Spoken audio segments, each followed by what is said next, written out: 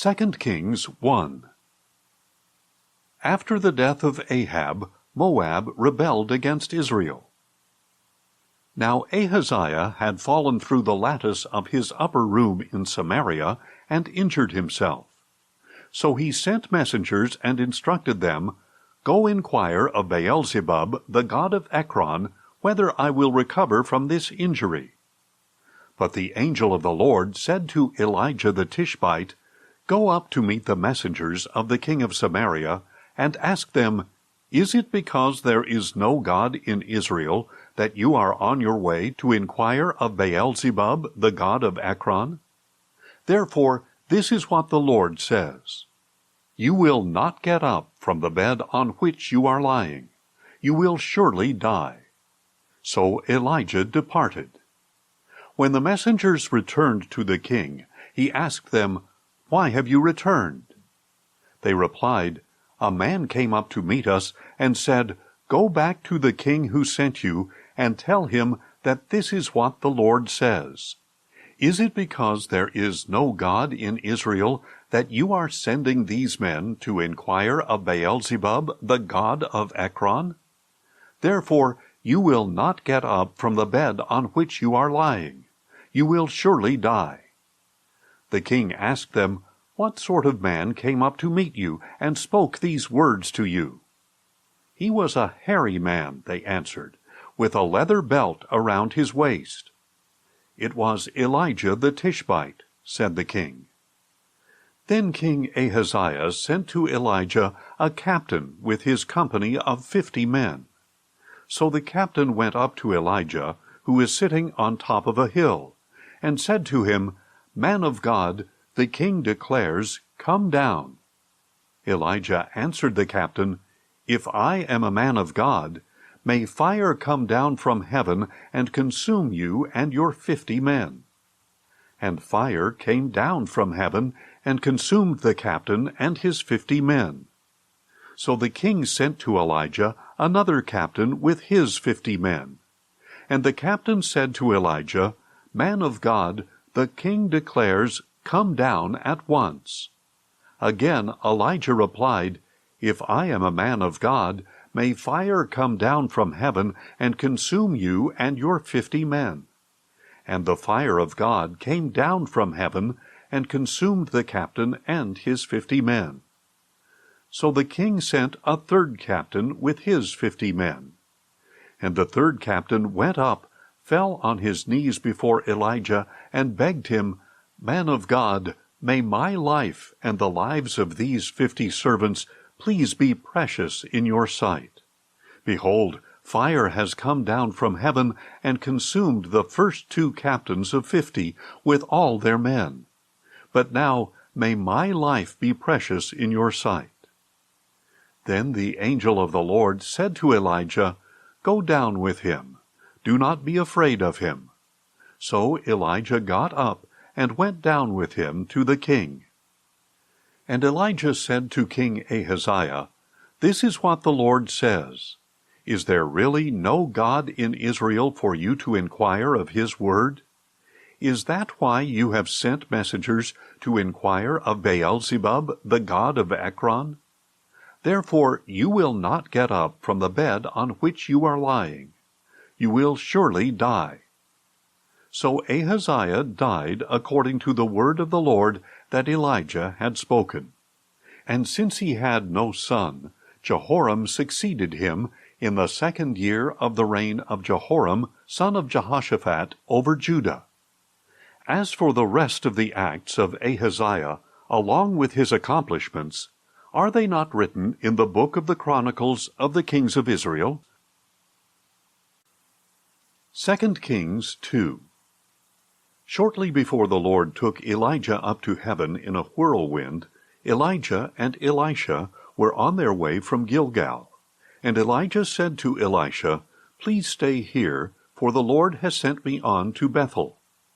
But Elisha replied, "As surely as the Lord lives, and as you yourself live, I will not leave you." So they went down to Bethel. Then the sons of the prophets at Bethel came out to Elisha and said, "Do you know that the Lord will take your master away from you today?" "Yes, I know," he replied. "Do not speak of it." And Elijah said to Elisha, "Please stay here, for the Lord has sent me on to Jericho." But Elisha replied, "As surely as the Lord lives, and as you yourself live, I will not leave you." So they went to Jericho. Then the sons of the prophets at Jericho came up to Elisha and said, "Do you know that the Lord will take your master away from you today?" "Yes, I know," he replied. "Do not speak of it." And Elijah said to Elisha, "Please stay here, for the Lord has sent me on to the Jordan." But Elisha replied, "As surely as the Lord lives, and as you yourself live, I will not leave you." So the two of them went on. Then a company of 50 of the sons of the prophets went and stood at a distance, facing Elijah and Elisha, as the two of them stood by the Jordan. And Elijah took his cloak, rolled it up, and struck the waters, which parted to the right and to the left, so that the two of them crossed over on dry ground. After they had crossed over, Elijah said to Elisha, "Tell me, what can I do for you before I am taken away from you?" "Please let me inherit a double portion of your spirit," Elisha replied. "You have requested a difficult thing," said Elijah. "Nevertheless, if you see me as I am taken from you, it will be yours. But if not, then it will not be so." As they were walking along and talking together, suddenly a chariot of fire with horses of fire appeared, and separated the two of them. And Elijah went up into heaven in a whirlwind. As Elisha watched, he cried out, my father, the chariots and horsemen of Israel!" And he saw Elijah no more. So taking hold of his own clothes, he tore them in two. Elisha also picked up the cloak that had fallen from Elijah, and he went back and stood on the bank of the Jordan. Then he took the cloak of Elijah that had fallen from him, and struck the waters. "Where now is the Lord, the God of Elijah?" he asked. And when he had struck the waters, they parted to the right and to the left, and Elisha crossed over. When the sons of the prophets who were facing him from Jericho saw what had happened, they said, "The spirit of Elijah rests on Elisha." And they went to meet him and bowed down to the ground before him. "Look now," they said to Elisha, "we your servants have 50 valiant men. Please let them go and search for your master. Perhaps the Spirit of the Lord has taken him up and put him on one of the mountains or in one of the valleys." "Do not send them," Elisha replied. But when they pressed him to the point of embarrassment, he said, "Send them." And they sent 50 men, who searched for 3 days, but did not find Elijah. When they returned to Elisha, who was staying in Jericho, he said to them, "Didn't I tell you not to go?" Then the men of the city said to Elisha, "Please note, our lord, that the city's location is good, as you can see, but the water is bad, and the land is unfruitful." "Bring me a new bowl," he replied, "and put some salt in it." So they brought it to him, and Elisha went out to the spring, cast the salt into it, and said, "This is what the Lord says, I have healed this water.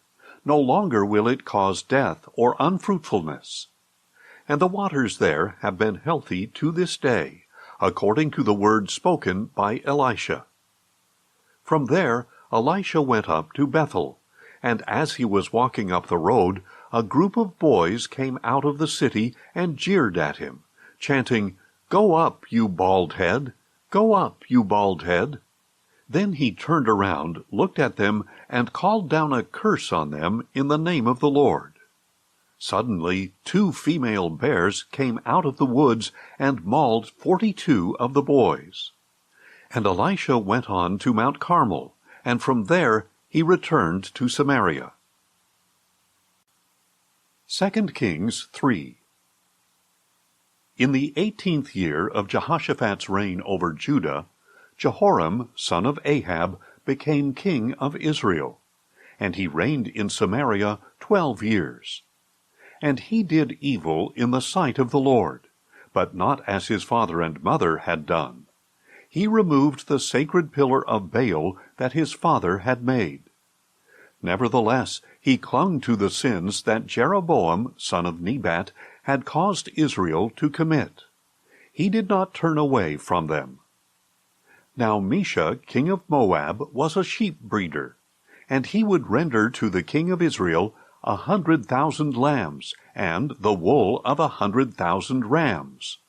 But after the death of Ahab, the king of Moab rebelled against the king of Israel. So at that time King Jehoram set out from Samaria and mobilized all Israel. And he sent a message to Jehoshaphat, king of Judah. The king of Moab has rebelled against me. Will you go with me to fight against Moab? I will go, replied Jehoshaphat. I am like you. My people are your people, and my horses are your horses. Then he asked, Which way shall we go up? By way of the desert of Edom, replied Joram. So the king of Israel, the king of Judah, and the king of Edom set out. And after they had traveled a roundabout route for 7 days, they had no water for their army or for their animals. Alas, said the king of Israel, for the Lord has summoned these 3 kings to deliver them into the hand of Moab. But Jehoshaphat asked, Is there no prophet of the Lord here? Let us inquire of the Lord through him. And one of the servants of the king of Israel answered, Elisha, son of Shaphat, is here. He used to pour water on the hands of Elijah. Jehoshaphat affirmed, The word of the Lord is with him. So the king of Israel and Jehoshaphat and the king of Edom went down to him. Elisha, however, said to the king of Israel, What have we to do with each other? Go to the prophets of your father and of your mother. No, replied the king of Israel, for it is the Lord who has summoned these 3 kings to deliver them into the hand of Moab. Then Elisha said, As surely as the Lord of hosts lives, before whom I stand, were it not for my regard for the presence of Jehoshaphat, king of Judah, I would not look at you or acknowledge you. But now bring me a harpist. And while the harpist played, the hand of the Lord came upon Elisha. And he said, This is what the Lord says. Dig this valley full of ditches. For the Lord says, You will not see wind or rain, but the valley will be filled with water, and you will drink, you and your cattle and your animals. This is a simple matter in the sight of the Lord. And he will also deliver the Moabites into your hand. And you shall attack every fortified city and every city of importance. You shall cut down every good tree, stop up every spring, and ruin every good field with stones. The next morning, at the time of the morning sacrifice, water suddenly flowed from the direction of Edom and filled the land. Now all the Moabites had heard that the kings had come up to fight against them. So all who could bear arms, young and old, were summoned and stationed at the border. When they got up early in the morning, the sun was shining on the water, and it looked as red as blood to the Moabites across the way. This is blood, they exclaimed. The kings have clashed swords and slaughtered one another. Now to the plunder, Moab. But when the Moabites came to the camp of Israel, the Israelites rose up and attacked them, and they fled before them. So the Israelites invaded their land and struck down the Moabites. They destroyed the cities, and each man threw stones on every good field until it was covered. They stopped up every spring and cut down every good tree. Only Kir-Hareseth was left with stones in place. But men with slings surrounded it and attacked it as well. When the king of Moab saw that the battle was too fierce for him, he took with him 700 swordsmen to break through to the king of Edom, but they could not prevail. So he took his firstborn son, who was to succeed him, and offered him as a burnt offering on the city wall. And there was great fury against the Israelites. So they withdrew and returned to their own land. 2 Kings 4. Now the wife of one of the sons of the prophets cried out to Elisha, "Your servant, my husband, is dead, and you know that your servant feared the Lord. And now his creditor is coming to take my 2 children as his slaves." "How can I help you?" asked Elisha. "Tell me, what do you have in the house?" She answered, "Your servant has nothing in the house but a jar of oil." "Go," said Elisha, "borrow jars, even empty ones, from all your neighbors. Do not gather just a few. Then go inside, shut the door behind you and your sons, and pour oil into all these jars, setting the full ones aside." So she left him, and after she had shut the door behind her and her sons, they kept bringing jars to her, and she kept pouring. When all the jars were full, she said to her son, "Bring me another." But he replied, "There are no more jars." Then the oil stopped flowing. She went and told the man of God, and he said, "Go, sell the oil and pay your debt. Then you and your sons can live on the remainder." One day Elisha went to Shunem, and a prominent woman who lived there persuaded him to have a meal. So whenever he would pass by, he would stop there to eat. Then the woman said to her husband, "Behold, now I know that the one who often comes our way is a holy man of God. Please let us make a small room upstairs and put in it a bed, a table, a chair, and a lamp for him. Then when he comes to us, he can stay there." One day Elisha came to visit and went to his upper room to lie down. And he said to Gehazi his servant, "Call the Shunammite woman." And when he had called her, she stood before him. And Elisha said to Gehazi, "Now tell her, Look, you have gone to all this trouble for us. What can we do for you? Can we speak on your behalf to the king or the commander of the army?" "I have a home among my own people," she replied. So he asked, "Then what should be done for her?" "Well, she has no son," Gehazi replied, "and her husband is old." "Call her," said Elisha. So Gehazi called her, and she stood in the doorway. And Elisha declared, "At this time next year you will hold a son in your arms." "No, my lord," she said. "Do not lie to your maidservant, O man of God." But the woman did conceive, and at that time the next year she gave birth to a son, just as Elisha had told her. And the child grew, and one day he went out to his father, who was with the harvesters. My head, he complained to his father. So his father told a servant, "Carry him to his mother." After the servant had picked him up and carried him to his mother, the boy sat on her lap until noon, and then he died. And she went up and laid him on the bed of the man of God. Then she shut the door and went out. And the woman called her husband and said, "Please send me one of the servants and one of the donkeys, that I may go quickly to the man of God and return."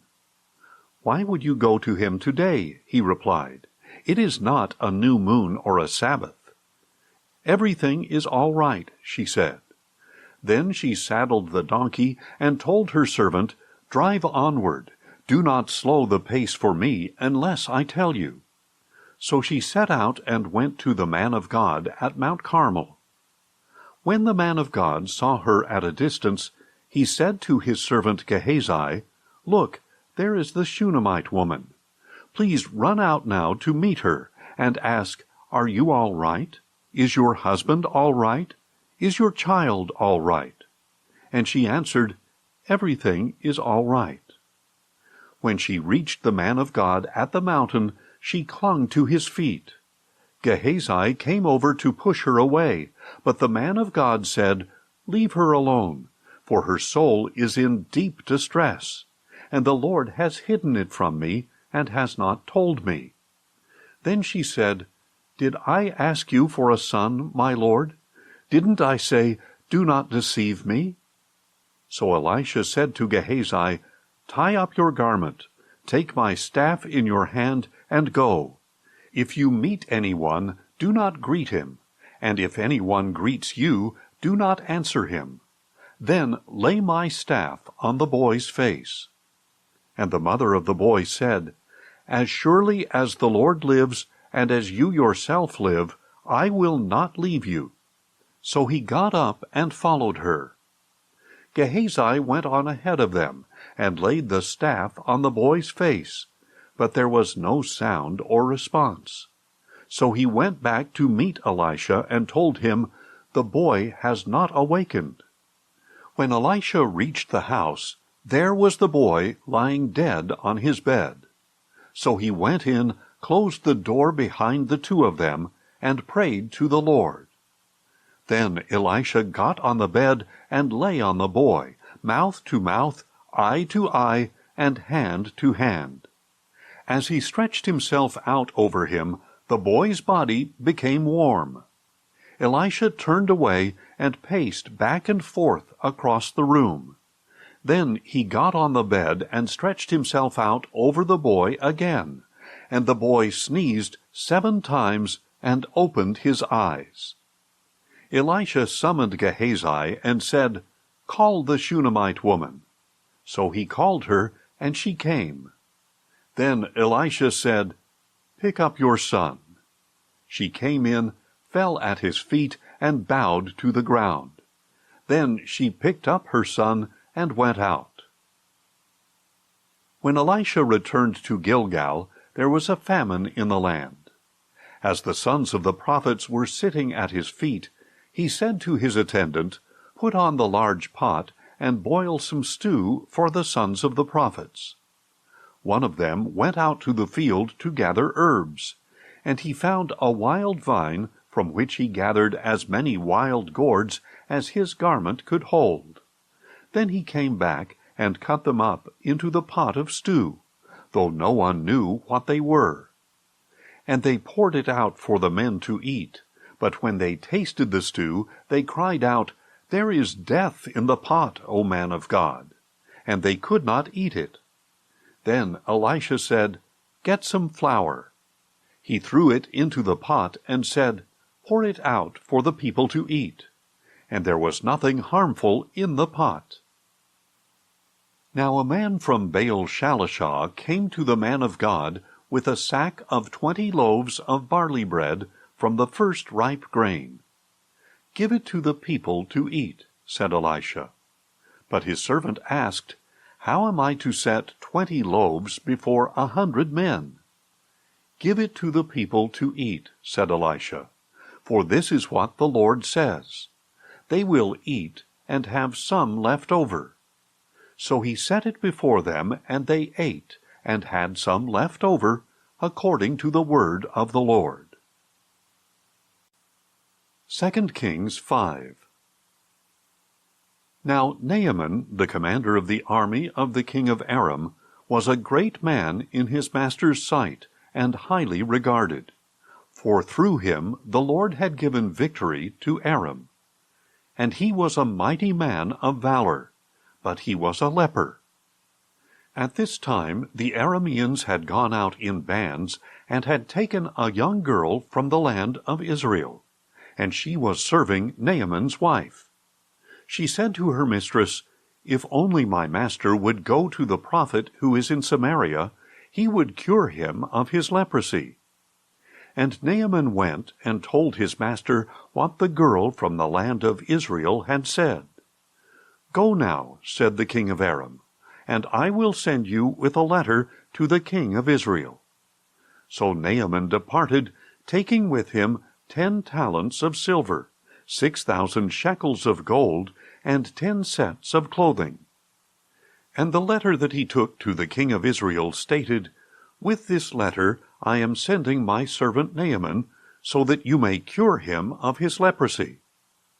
When the king of Israel read the letter, he tore his clothes and asked, "Am I God, killing and giving life, that this man expects me to cure a leper?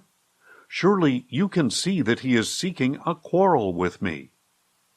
Now when Elisha the man of God heard that the king of Israel had torn his clothes, he sent a message to the king. "Why have you torn your clothes? Please let the man come to me, and he will know that there is a prophet in Israel." So Naaman came with his horses and chariots and stood at the door of Elisha's house. Then Elisha sent him a messenger, who said, "Go and wash yourself 7 times in the Jordan, and your flesh will be restored, and you will be clean." But Naaman went away angry, saying, "I thought that he would surely come out, stand and call on the name of the Lord his God, and wave his hand over the spot to cure my leprosy. Are not the Abana and Pharpar, the rivers of Damascus, better than all the waters of Israel? Could I not have washed in them and been cleansed?" So he turned and went away in a rage. Naaman's servants, however, approached him and said, "My father, if the prophet had told you to do some great thing, would you not have done it? How much more then when he tells you, 'Wash and be cleansed'?" So Naaman went down and dipped himself in the Jordan 7 times, according to the word of the man of God. And his flesh was restored, and became like that of a little child, and he was clean. Then Naaman and all his attendants went back to the man of God, stood before him, and declared, "Now I know for sure that there is no God in all the earth except in Israel. So please accept a gift from your servant." But Elisha replied, "As surely as the Lord lives, before whom I stand, I will not accept it." And although Naaman urged him to accept it, he refused. "If you will not," said Naaman, "please let me, your servant, be given as much soil as a pair of mules can carry. For your servant will never again make a burnt offering or a sacrifice to any other god but the Lord. Yet may the Lord forgive your servant this one thing. When my master goes into the temple of Rimmon to worship there, and he leans on my arm, and I bow down in the temple of Rimmon, may the Lord forgive your servant in this matter." "Go in peace," said Elisha. But after Naaman had traveled a short distance, Gehazi, the servant of Elisha the man of God, said, "Look, my master has spared this Aramean Naaman, while not accepting what he brought. As surely as the Lord lives, I will run after him and get something from him." So Gehazi pursued Naaman. And when Naaman saw him running toward him, he got down from the chariot to meet him, and asked, "Is everything all right?" "Everything is all right," Gehazi replied. "My master has sent me to say, I have just now discovered that 2 young men from the sons of the prophets have come to me from the hill country of Ephraim. Please give them a talent of silver and 2 sets of clothing." But Naaman insisted, "Please take 2 talents." And he urged Gehazi to accept them. Then he tied up 2 talents of silver in 2 bags, along with 2 sets of clothing, and gave them to 2 of his servants, who carried them ahead of Gehazi. When Gehazi came to the hill, he took the gifts from the servants and stored them in the house. Then he dismissed the men, and they departed. When Gehazi went in and stood before his master, Elisha asked him, "Gehazi, where have you been?" "Your servant did not go anywhere," he replied. But Elisha questioned him. "Did not my spirit go with you when the man got down from his chariot to meet you? Is this the time to accept money and clothing, olive groves and vineyards, sheep and oxen, men servants and maidservants? Therefore the leprosy of Naaman will cling to you and your descendants forever." And as Gehazi left his presence, he was leprous, as white as snow. 2 Kings 6. Now the sons of the prophets said to Elisha, "Please take note that the place where we meet with you is too small for us. Please let us go to the Jordan, where each of us can get a log so we can build ourselves a place to live there." "Go," said Elisha. Then one of them said, "Please come with your servants." "I will come," he replied. So Elisha went with them, and when they came to the Jordan, they began to cut down some trees. As one of them was cutting down a tree, the iron axe head fell into the water. "Oh, my master," he cried out, "it was borrowed." "Where did it fall?" asked the man of God. And when he showed him the place, the man of God cut a stick, threw it there, and made the iron float. "Lift it out," he said, and the man reached out his hand and took it. Now the king of Aram was at war against Israel. After consulting with his servants, he said, "My camp will be in such and such a place." Then the man of God sent word to the king of Israel, "Be careful passing by this place, for the Arameans are going down there." So the king of Israel sent word to the place the man of God had pointed out. Time and again Elisha warned the king, so that he was on his guard in such places. For this reason the king of Aram became enraged, and called his servants to demand of them, "Tell me, which one of us is on the side of the king of Israel?" But one of his servants replied, "No one, my lord the king. For Elisha, the prophet in Israel, tells the king of Israel the very words you speak in your bedroom." So the king said, "Go and see where he is, that I may send men to capture him." On receiving the report, "Elisha is in Dothan," the king of Aram sent horses, chariots, and a great army. They went there by night and surrounded the city. When the servant of the man of God got up and went out early in the morning, an army with horses and chariots had surrounded the city. So he asked Elisha, "Oh, my master, what are we to do?" "Do not be afraid," Elisha answered, "for those who are with us are more than those who are with them." Then Elisha prayed, "O Lord, please open his eyes that he may see." And the Lord opened the eyes of the young man, and he saw that the hills were full of horses and chariots of fire all around Elisha. As the Arameans came down against him, Elisha prayed to the Lord, "Please strike these people with blindness." So he struck them with blindness, according to the word of Elisha. And Elisha told them, "This is not the way, and this is not the city. Follow me, and I will take you to the man you are seeking." And he led them to Samaria. When they had entered Samaria, Elisha said, "O Lord, open the eyes of these men, that they may see." Then the Lord opened their eyes, and they looked around and discovered that they were in Samaria. And when the king of Israel saw them, he asked Elisha, "My father, shall I kill them? Shall I kill them?" "Do not kill them," he replied. "Would you kill those you have captured with your own sword or bow? Set food and water before them, that they may eat and drink, and then return to their master." So the king prepared a great feast for them, and after they had finished eating and drinking, he sent them away, and they returned to their master. And the Aramean raiders did not come into the land of Israel again. Some time later, Ben-Hadad, king of Aram, assembled his entire army and marched up to besiege Samaria. So there was a great famine in Samaria.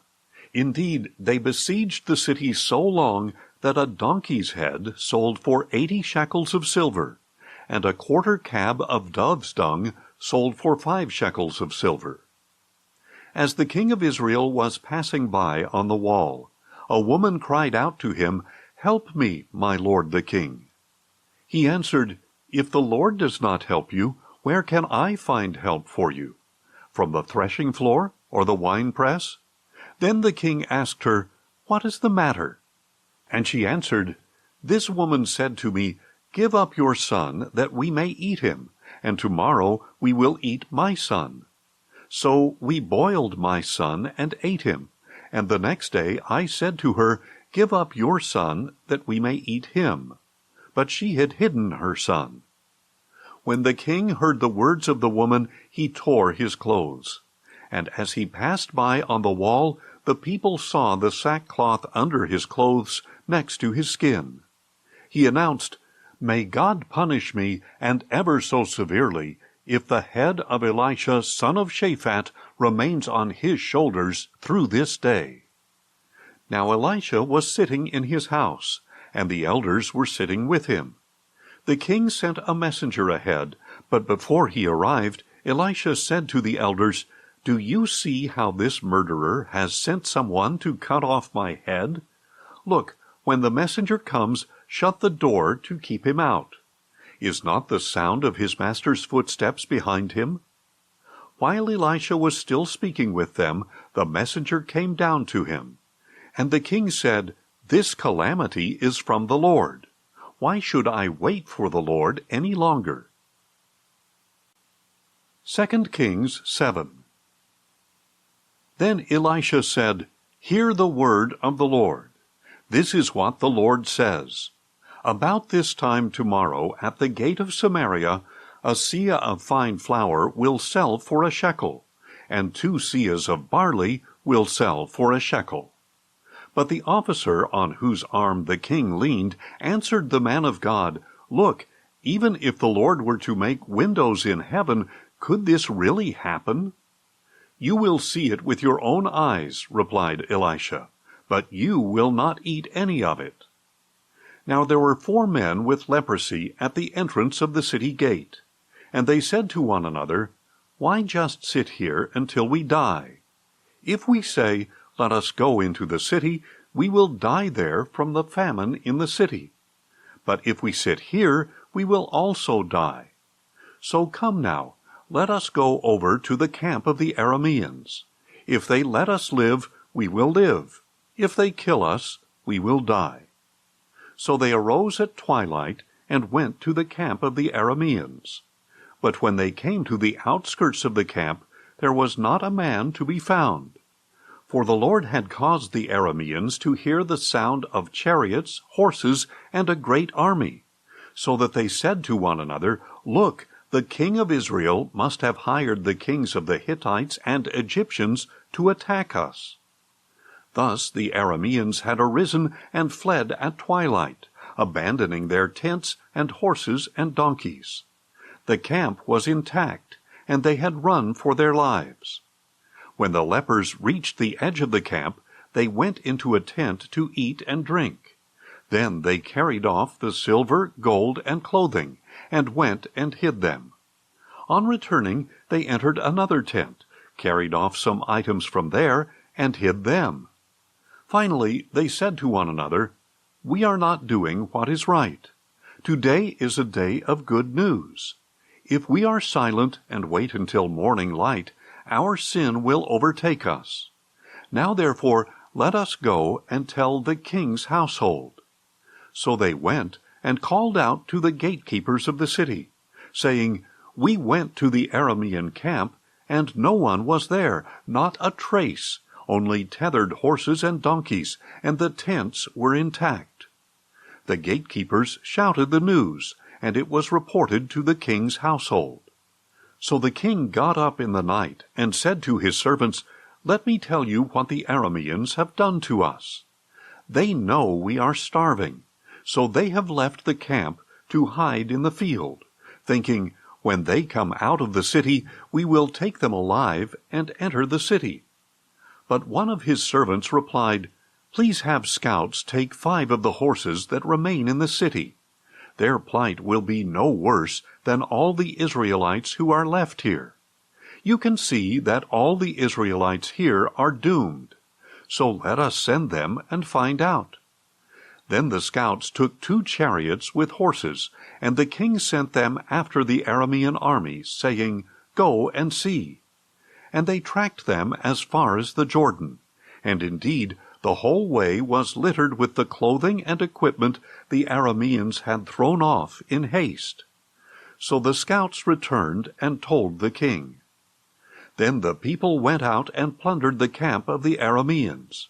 It was then that a seah of fine flour sold for a shekel, and 2 seahs of barley sold for a shekel, according to the word of the Lord. Now the king had appointed the officer on whose arm he leaned to be in charge of the gate.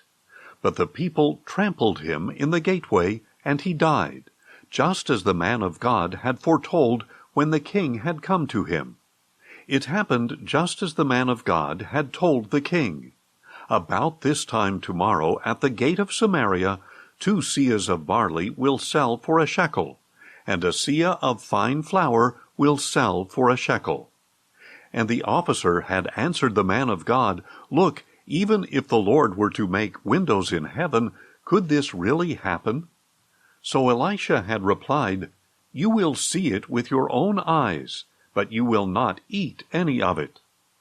And that is just what happened to him. The people trampled him in the gateway, and he died. 2 Kings 8.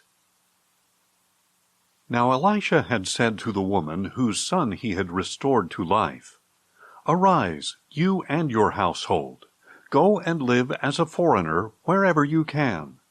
For the Lord has decreed a 7-year famine, and it has already come to the land." So the woman had proceeded to do as the man of God had instructed, and she and her household lived as foreigners for 7 years in the land of the Philistines. At the end of 7 years, when the woman returned from the land of the Philistines, she went to the king to appeal for her house and her land. Now the king had been speaking to Gehazi, the servant of the man of God, saying, "Please relate to me all the great things Elisha has done." And Gehazi was telling the king how Elisha had brought the dead back to life. Just then the woman whose son Elisha had revived came to appeal to the king for her house and her land. So Gehazi said, "My lord the king, this is the woman, and this is the son Elisha restored to life." When the king asked the woman, she confirmed it. So the king appointed for her an officer, saying, "Restore all that was hers, along with all the proceeds of the field, from the day that she left the country until now." Then Elisha came to Damascus, while Ben-Hadad, king of Aram, was sick. And the king was told, "The man of God has come here." So the king said to Hazael, "Take a gift in your hand, go to meet the man of God, and inquire of the Lord through him, 'Will I recover from this illness?'" So Hazael went to meet Elisha, taking with him a gift of 40 camel loads of every good thing from Damascus. And he went in and stood before him, and said, "Your son Ben-Hadad, king of Aram, has sent me to ask, 'Will I recover from this illness?'" Elisha answered, "Go and tell him, 'You will surely recover.' But the Lord has shown me that in fact he will die." Elisha fixed his gaze steadily on him until Hazael became uncomfortable. Then the man of God began to weep. "Why is my Lord weeping?" asked Hazael. "Because I know the evil you will do to the Israelites," Elisha replied. "You will set fire to their fortresses, kill their young men with the sword, dash their little ones to pieces, and rip open their pregnant women." "But how could your servant, a mere dog, do such a monstrous thing?" said Hazael. And Elisha answered, "The Lord has shown me that you will be king over Aram." So Hazael left Elisha and went to his master, who asked him, "What did Elisha say to you?" And he replied, "He told me that you would surely recover." But the next day Hazael took a thick cloth, dipped it in water, and spread it over the king's face. So Ben-Hadad died, and Hazael reigned in his place. In the 5th year of the reign of Joram, son of Ahab, over Israel, Jehoram, son of Jehoshaphat, succeeded his father as king of Judah. Jehoram was 32 years old when he became king, and he reigned in Jerusalem 8 years. And Jehoram walked in the ways of the kings of Israel, just as the house of Ahab had done. For he married a daughter of Ahab, and did evil in the sight of the Lord. Yet for the sake of his servant David, the Lord was unwilling to destroy Judah, since he had promised to maintain a lamp for David and his descendants forever. In the days of Jehoram, Edom rebelled against the hand of Judah, and appointed their own king. So Jehoram crossed over to Zair with all his chariots. When the Edomites surrounded him and his chariot commanders, he rose up and attacked by night. His troops, however, fled to their homes.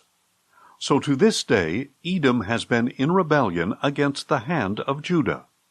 Likewise Libnah rebelled at the same time. As for the rest of the acts of Jehoram, along with all his accomplishments, are they not written in the book of the Chronicles of the kings of Judah? And Jehoram rested with his fathers, and was buried with them in the city of David. And his son Ahaziah reigned in his place. In the 12th year of the reign of Joram, son of Ahab, over Israel, Ahaziah, son of Jehoram, became king of Judah. Ahaziah was 22 years old when he became king, and he reigned in Jerusalem 1 year. His mother's name was Athaliah, the granddaughter of Omri, king of Israel. And Ahaziah walked in the ways of the house of Ahab, and did evil in the sight of the Lord, like the house of Ahab, for he was a son-in-law of the house of Ahab. Then Ahaziah went with Joram, son of Ahab, to fight against Hazael, king of Aram, at Ramoth-Gilead. And the Arameans wounded Joram. So King Joram returned to Jezreel to recover from the wounds that the Arameans had inflicted on him at Ramah, when he fought against Hazael, king of Aram. Then Ahaziah, son of Jehoram, king of Judah, went down to Jezreel to visit Joram, son of Ahab, because Joram had been wounded. 2 Kings 9. Now Elisha the prophet summoned one of the sons of the prophets, and said to him, "Tuck your cloak under your belt, take this flask of oil, and go to Ramoth-Gilead. When you arrive, look for Jehu, son of Jehoshaphat, the son of Nimshi. Go in, get him away from his companions, and take him to an inner room. Then take the flask of oil, pour it on his head, and declare, 'This is what the Lord says. I anoint you king over Israel.' Then open the door and run. Do not delay." So the young prophet went to Ramoth-Gilead, and when he arrived, the army commanders were sitting there. "I have a message for you, commander," he said. "For which of us?" asked Jehu. "For you, commander," he replied. So Jehu got up and went into the house, where the young prophet poured the oil on his head, and declared, "This is what the Lord, the God of Israel, says. I anoint you king over the Lord's people Israel.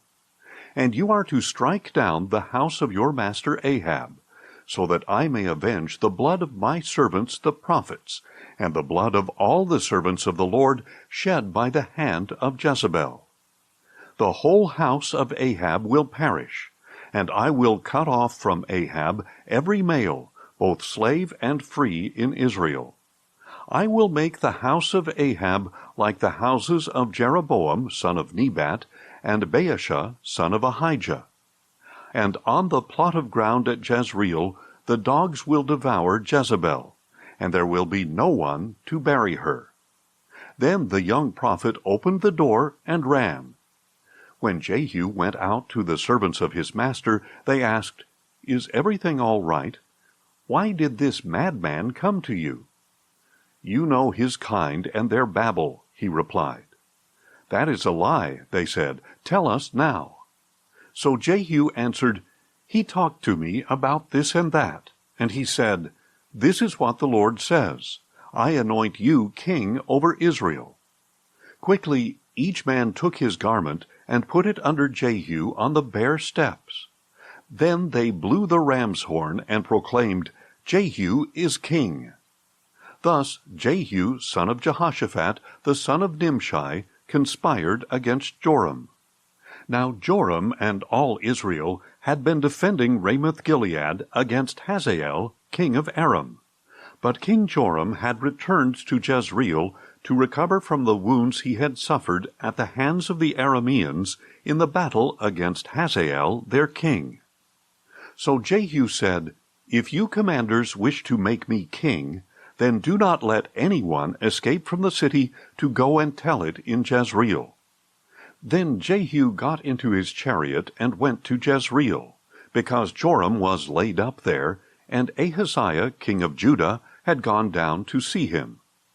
Now the watchman standing on the tower in Jezreel saw Jehu's troops approaching, and he called out, "I see a company of troops."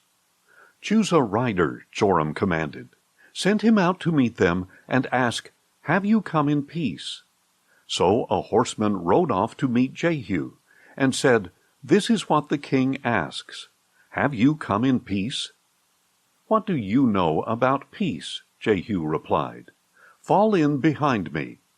And the watchman reported, "The messenger reached them, but he is not coming back." So the king sent out a second horseman, who went to them and said, "This is what the king asks. Have you come in peace?" "What do you know about peace?" Jehu replied. "Fall in behind me." Again the watchman reported, "He reached them, but he is not coming back. And the charioteer is driving like Jehu, son of Nimshi. He is driving like a madman." "Harness!" Joram shouted, and they harnessed his chariot. Then Joram, king of Israel, and Ahaziah, king of Judah, set out, each in his own chariot, and met Jehu on the property of Naboth the Jezreelite. When Joram saw Jehu, he asked, "Have you come in peace, Jehu?" "How can there be peace," he replied, "as long as the idolatry and witchcraft of your mother Jezebel abound?" Joram turned around and fled, calling out to Ahaziah, "Treachery, Ahaziah!" Then Jehu drew his bow and shot Joram between the shoulders. The arrow pierced his heart, and he slumped down in his chariot. And Jehu said to Bidkar his officer, "Pick him up and throw him into the field of Naboth the Jezreelite. For remember that when you and I were riding together behind his father Ahab, the Lord lifted up this burden against him. As surely as I saw the blood of Naboth and the blood of his sons yesterday, declares the Lord, so will I repay you on this plot of ground, declares the Lord. Now then, according to the word of the Lord, pick him up and throw him on the plot of ground." When King Ahaziah of Judah saw this, he fled up the road toward Beth-Hagan. And Jehu pursued him, shouting, "Shoot him too!" So they shot Ahaziah in his chariot on the ascent of Gur near Ibleam, and he fled to Megiddo and died there. Then his servants carried him by chariot to Jerusalem, and buried him with his fathers in his tomb in the city of David. In the 11th year of Joram, son of Ahab, Ahaziah had become king over Judah. Now when Jehu arrived in Jezreel, Jezebel heard of it. So she painted her eyes, adorned her head, and looked down from a window. And as Jehu entered the gate, she asked, "Have you come in peace, O Zimri, murderer of your master?" He looked up at the window and called out, "Who is on my side? Who?" And 2 or 3 eunuchs looked down at him. "Throw her down," yelled Jehu. So they threw her down, and her blood splattered on the wall and on the horses as they trampled her underfoot. Then Jehu went in and ate and drank. "Take care of this cursed woman," he said, "and bury her, for she was the daughter of a king." But when they went out to bury her, they found nothing but her skull, her feet, and the palms of her hands. So they went back and told Jehu, who replied, "This is the word of the Lord, which he spoke through his servant Elijah the Tishbite. On the plot of ground at Jezreel the dogs will devour the flesh of Jezebel. And Jezebel's body will lie like dung in the field on the plot of ground at Jezreel, so that no one can say, 'This is Jezebel.'" 2 Kings 10. Now Ahab had 70 sons in Samaria. So Jehu wrote letters and sent them to Samaria, to the officials of Jezreel, to the elders, and to the guardians of the sons of Ahab, saying, "When this letter arrives, since your master's sons are with you, and you have chariots and horses, a fortified city, and weaponry, select the best and most worthy son of your master, set him on his father's throne, and fight for your master's house." But they were terrified and reasoned, "If 2 kings could not stand against him, how can we?" So the palace administrator, the overseer of the city, the elders, and the guardians sent a message to Jehu. "We are your servants, and we will do whatever you say. We will not make anyone king. Do whatever is good in your sight." Then Jehu wrote them a second letter, and said, "If you are on my side, and if you will obey me, then bring the heads of your master's sons to me at Jezreel by this time tomorrow." Now the sons of the king, 70 in all, were being brought up by the leading men of the city. And when the letter arrived, they took the sons of the king and slaughtered all 70 of them.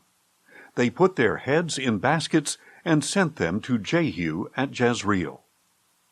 When the messenger arrived, he told Jehu, "They have brought the heads of the sons of the king."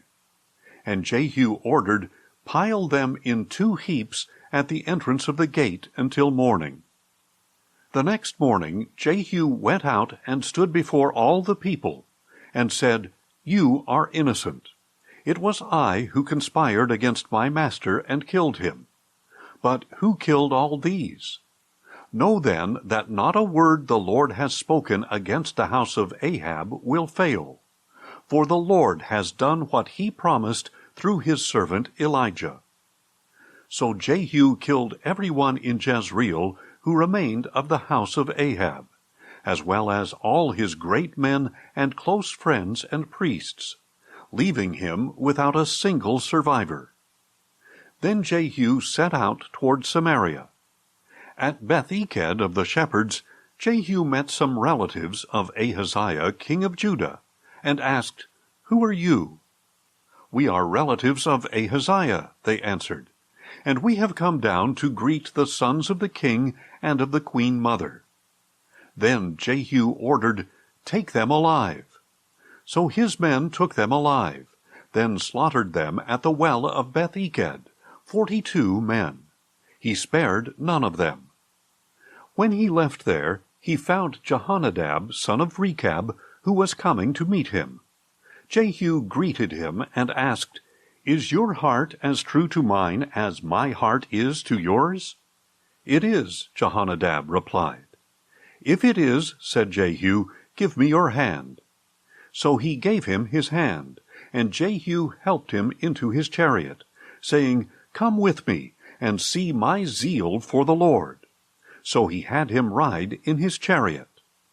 When Jehu came to Samaria, he struck down everyone belonging to Ahab who remained there, until he had destroyed them, according to the word that the Lord had spoken to Elijah. Then Jehu brought all the people together, and said, Ahab served Baal a little, but Jehu will serve him a lot. Now therefore summon to me all the prophets of Baal, all his servants, and all his priests. See that no one is missing, for I have a great sacrifice for Baal. Whoever is missing will not live. But Jehu was acting deceptively, in order to destroy the servants of Baal. And Jehu commanded, Proclaim a solemn assembly for Baal. So they announced it. Then Jehu sent word throughout Israel, and all the servants of Baal came. There was not a man who failed to show. They entered the temple of Baal, and it was filled from end to end. And Jehu said to the keeper of the wardrobe, Bring out garments for all the servants of Baal. So he brought out garments for them. Next, Jehu and Jehonadab, son of Rechab, entered the temple of Baal. And Jehu said to the servants of Baal, Look around to see that there are no servants of the Lord here among you, only servants of Baal. And they went in to offer sacrifices and burnt offerings. Now Jehu had stationed 80 men outside, and warned them, If anyone allows one of the men I am delivering into your hands to escape, he will forfeit his life for theirs. When he had finished making the burnt offering, Jehu said to the guards and officers, Go in and kill them. Do not let anyone out. So the guards and officers put them to the sword, threw the bodies out, and went into the inner room of the temple of Baal. They brought out the sacred pillar of the temple of Baal and burned it. They also demolished the sacred pillar of Baal. Then they tore down the temple of Baal and made it into a latrine, which it is to this day. Thus Jehu eradicated Baal from Israel. But he did not turn away from the sins that Jeroboam, son of Nebat, had caused Israel to commit, the worship of the golden calves at Bethel and Dan. Nevertheless, the Lord said to Jehu, Because you have done well in carrying out what is right in my sight, and have done to the house of Ahab all that was in my heart, 4 generations of your sons will sit on the throne of Israel. Yet Jehu was not careful to follow the instruction of the Lord, the God of Israel, with all his heart. He did not turn away from the sins that Jeroboam had caused Israel to commit. In those days the Lord began to reduce the size of Israel. Hazael defeated the Israelites throughout their territory, from the Jordan eastward through all the land of Gilead, the region of Gad, Reuben, and Manasseh, and from Aroer by the Arnon valley through Gilead to Bashan. As for the rest of the acts of Jehu, along with all his accomplishments and all his might, are they not written in the book of the Chronicles of the kings of Israel? And Jehu rested with his fathers, and was buried in Samaria. And his son Jehoahaz reigned in his place. So the duration of Jehu's reign over Israel in Samaria was 28 years. 2 Kings 11. When Athaliah, the mother of Ahaziah, saw that her son was dead, she proceeded to annihilate all the royal heirs. But Jehosheba, daughter of King Joram, the sister of Ahaziah, took Joash, son of Ahaziah, and stole him away from among the sons of the king who were being murdered.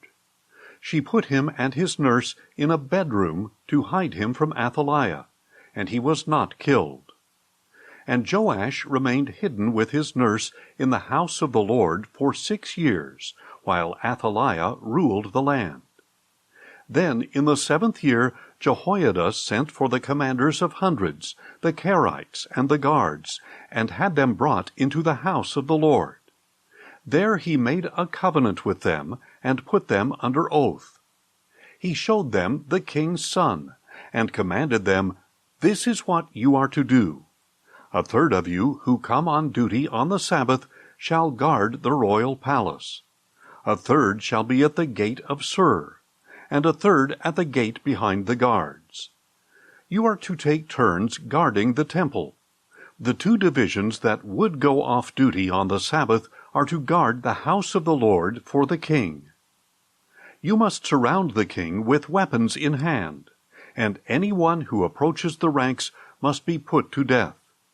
You must stay close to the king wherever he goes. So the commanders of hundreds did everything that Jehoiada the priest had ordered. Each of them took his men, those coming on duty on the Sabbath and those going off duty, and came to Jehoiada the priest. Then the priest gave to the commanders of hundreds the spears and shields of King David from the house of the Lord. And the guards stood with weapons in hand, surrounding the king by the altar and the temple, from the south side to the north side of the temple. Then Jehoiada brought out the king's son, put the crown on him, presented him with the testimony, and proclaimed him king. They anointed him, and the people clapped their hands and declared, "Long live the king!" When Athaliah heard the noise from the guards and the people, she went out to the people in the house of the Lord. And she looked out and saw the king standing by the pillar, according to the custom. The officers and trumpeters were beside the king, and all the people of the land were rejoicing and blowing trumpets. Then Athaliah tore her clothes and screamed, "Treason! Treason!" And Jehoiada the priest ordered the commanders of hundreds in charge of the army, "Bring her out between the ranks, and put to the sword anyone who follows her." For the priest had said, she must not be put to death in the house of the Lord. So they seized Athaliah as she reached the horses' entrance to the palace grounds, and there she was put to death.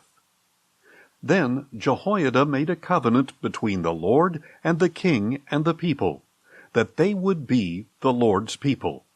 He also made a covenant between the king and the people. So all the people of the land went to the temple of Baal and tore it down. They smashed the altars and idols to pieces, and they killed Mattan, the priest of Baal, in front of the altars. And Jehoiada the priest posted guards for the house of the Lord. He took with him the commanders of hundreds, the Kerites, the guards, and all the people of the land. And they brought the king down from the house of the Lord and entered the royal palace by way of the gate of the guards.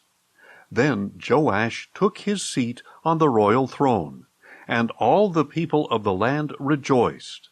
And the city was quiet, because Athaliah had been put to the sword at the royal palace. Joash was 7 years old when he became king. 2 Kings 12. In the 7th year of Jehu, Joash became king, and he reigned in Jerusalem 40 years. His mother's name was Zibiah. She was from Beersheba. And Joash did what was right in the eyes of the Lord all the days he was instructed by Jehoiada the priest. Nevertheless, the high places were not removed. The people continued sacrificing and burning incense there. Then Joash said to the priests, "Collect all the money brought as sacred gifts into the house of the Lord, the census money, the money from vows, and the money brought voluntarily into the house of the Lord. Let every priest receive it from his constituency, and let it be used to repair any damage found in the temple." By the 23rd year of the reign of Joash, however, the priests had not yet repaired the damage to the temple. So King Joash called Jehoiada and the other priests, and said, "Why have you not repaired the damage to the temple? Now therefore take no more money from your constituency, but hand it over for the repair of the temple." So the priests agreed that they would not receive money from the people, and that they would not repair the temple themselves. Then Jehoiada the priest took a chest, bored a hole in its lid, and set it beside the altar on the right side as one enters the house of the Lord. There the priests who guarded the threshold put all the money brought into the house of the Lord.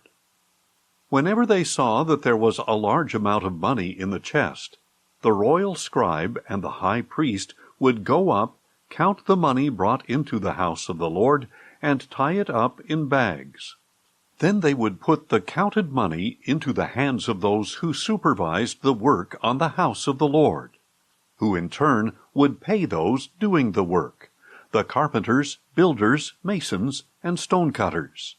They also purchased timber and dressed stone to repair the damage to the house of the Lord, and they paid the other expenses of the temple repairs.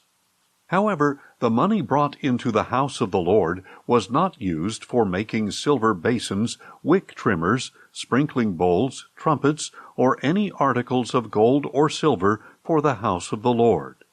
Instead, it was paid to those doing the work, and with it they repaired the house of the Lord.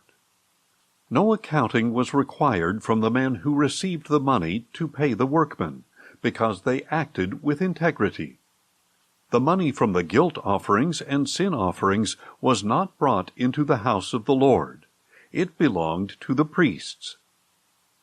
At that time, Hazael, king of Aram, marched up and fought against Gath and captured it. Then he decided to attack Jerusalem. So King Joash of Judah took all the sacred objects dedicated by his fathers, Jehoshaphat, Jehoram, and Ahaziah, the kings of Judah, along with his own consecrated items and all the gold found in the treasuries of the house of the Lord and the royal palace. And he sent them to Hazael, king of Aram. So Hazael withdrew from Jerusalem. As for the rest of the acts of Joash, along with all his accomplishments, are they not written in the book of the Chronicles of the kings of Judah? And the servants of Joash rose up and formed a conspiracy, and killed him at Beth-Millo on the road down to Silla. His servants Jozabad, son of Shimeath, and Jehozabad, son of Shomer, struck him down, and he died. And they buried him with his fathers in the city of David. And his son Amaziah reigned in his place. 2 Kings 13. In the 23rd year of the reign of Joash, son of Ahaziah, over Judah, Jehoahaz, son of Jehu, became king of Israel.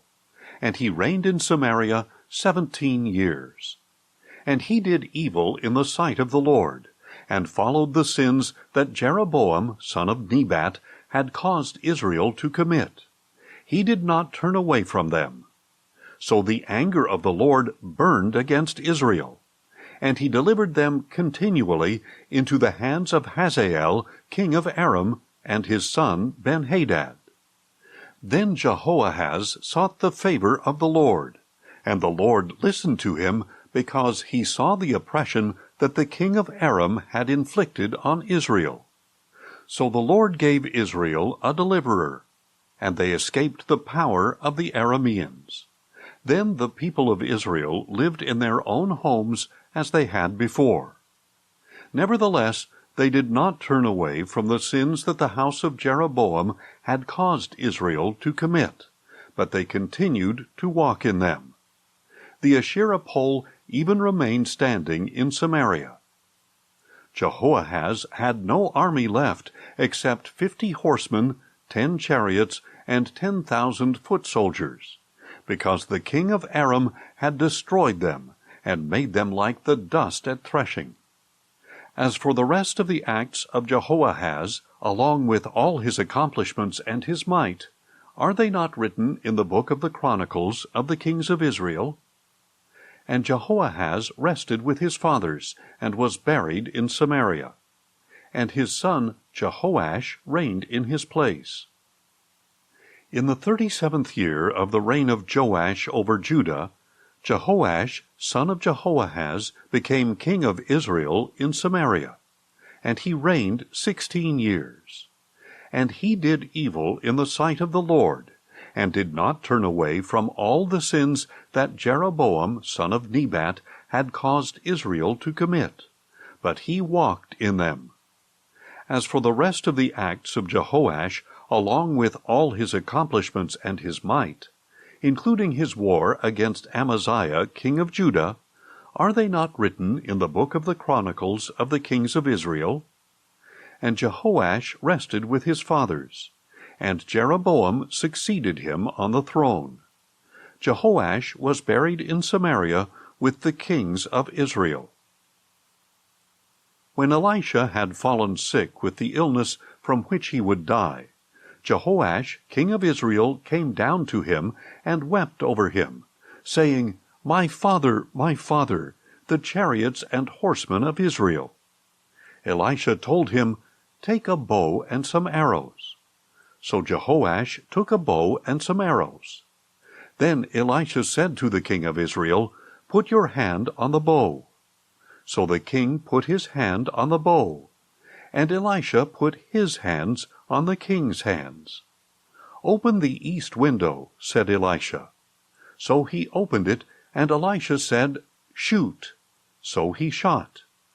And Elisha declared, this is the Lord's arrow of victory, the arrow of victory over Aram.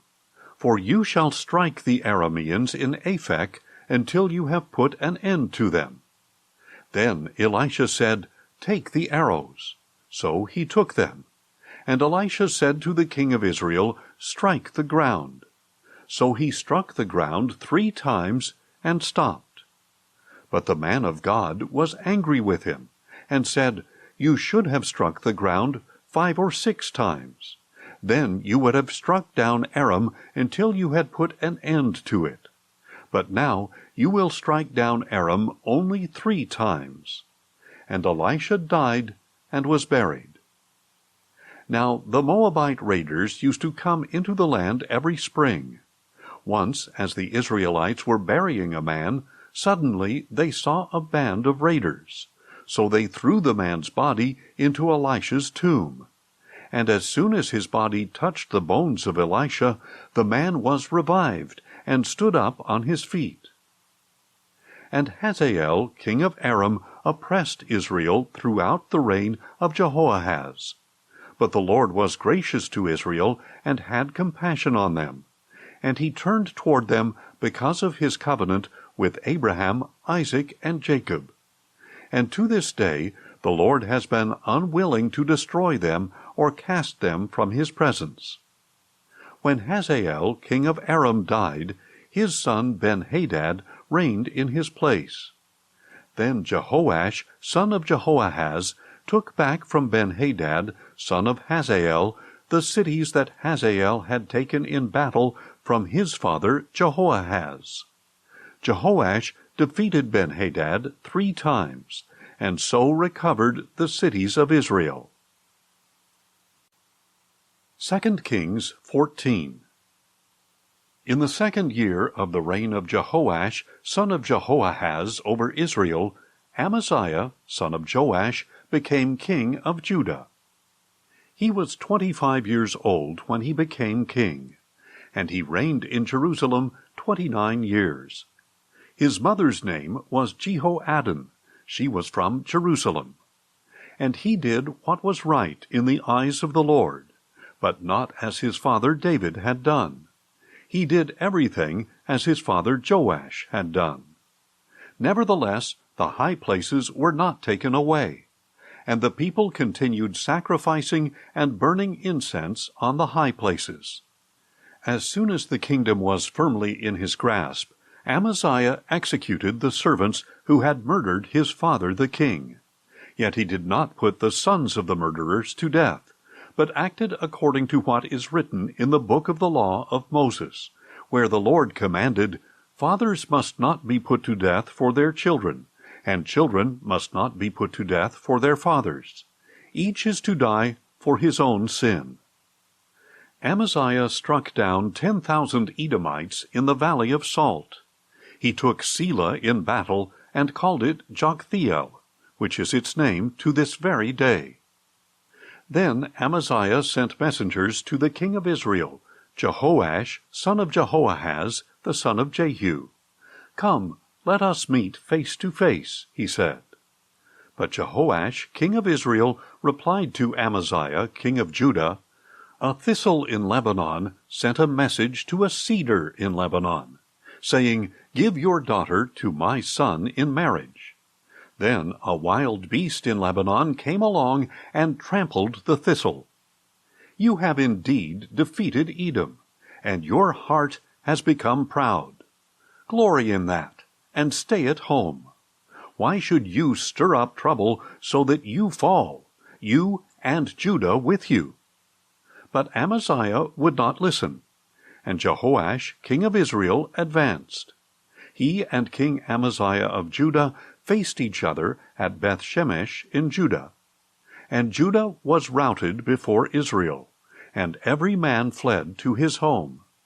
There at Beth-shemesh, Jehoash, king of Israel, captured Amaziah, king of Judah, the son of Joash, the son of Ahaziah. Then Jehoash went to Jerusalem and broke down the wall of Jerusalem from the Ephraim gate to the corner gate, a section of 400 cubits.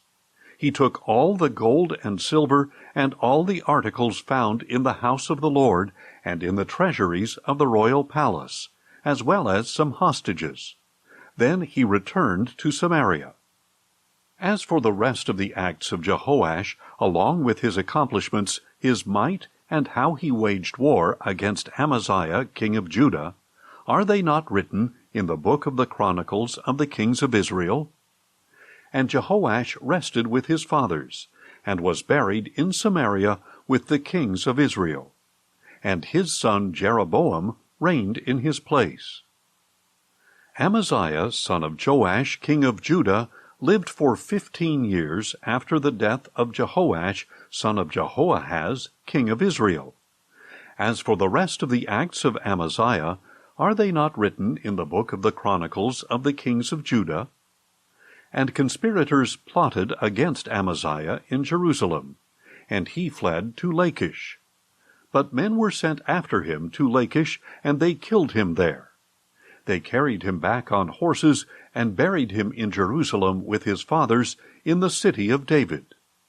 Then all the people of Judah took Azariah, who was 16 years old, and made him king in place of his father Amaziah. Azariah was the one who rebuilt Elath and restored it to Judah after King Amaziah rested with his fathers.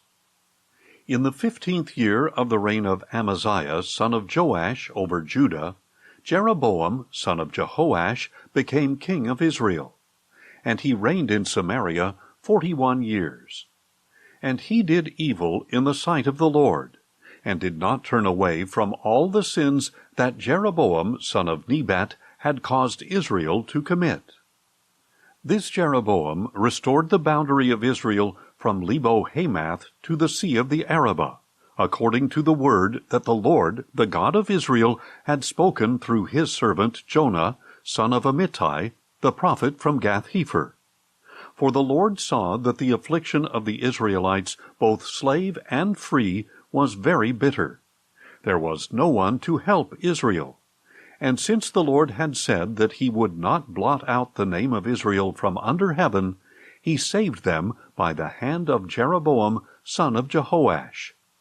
As for the rest of the acts of Jeroboam, along with all his accomplishments and might, and how he waged war and recovered both Damascus and Hamath for Israel from Judah, are they not written in the book of the Chronicles of the kings of Israel? And Jeroboam rested with his fathers, the kings of Israel. And his son Zechariah reigned in his place. 2 Kings 15. In the 27th year of Jeroboam's reign over Israel, Azariah, son of Amaziah, became king of Judah. He was 16 years old when he became king, and he reigned in Jerusalem 52 years. His mother's name was Jechaliah. She was from Jerusalem.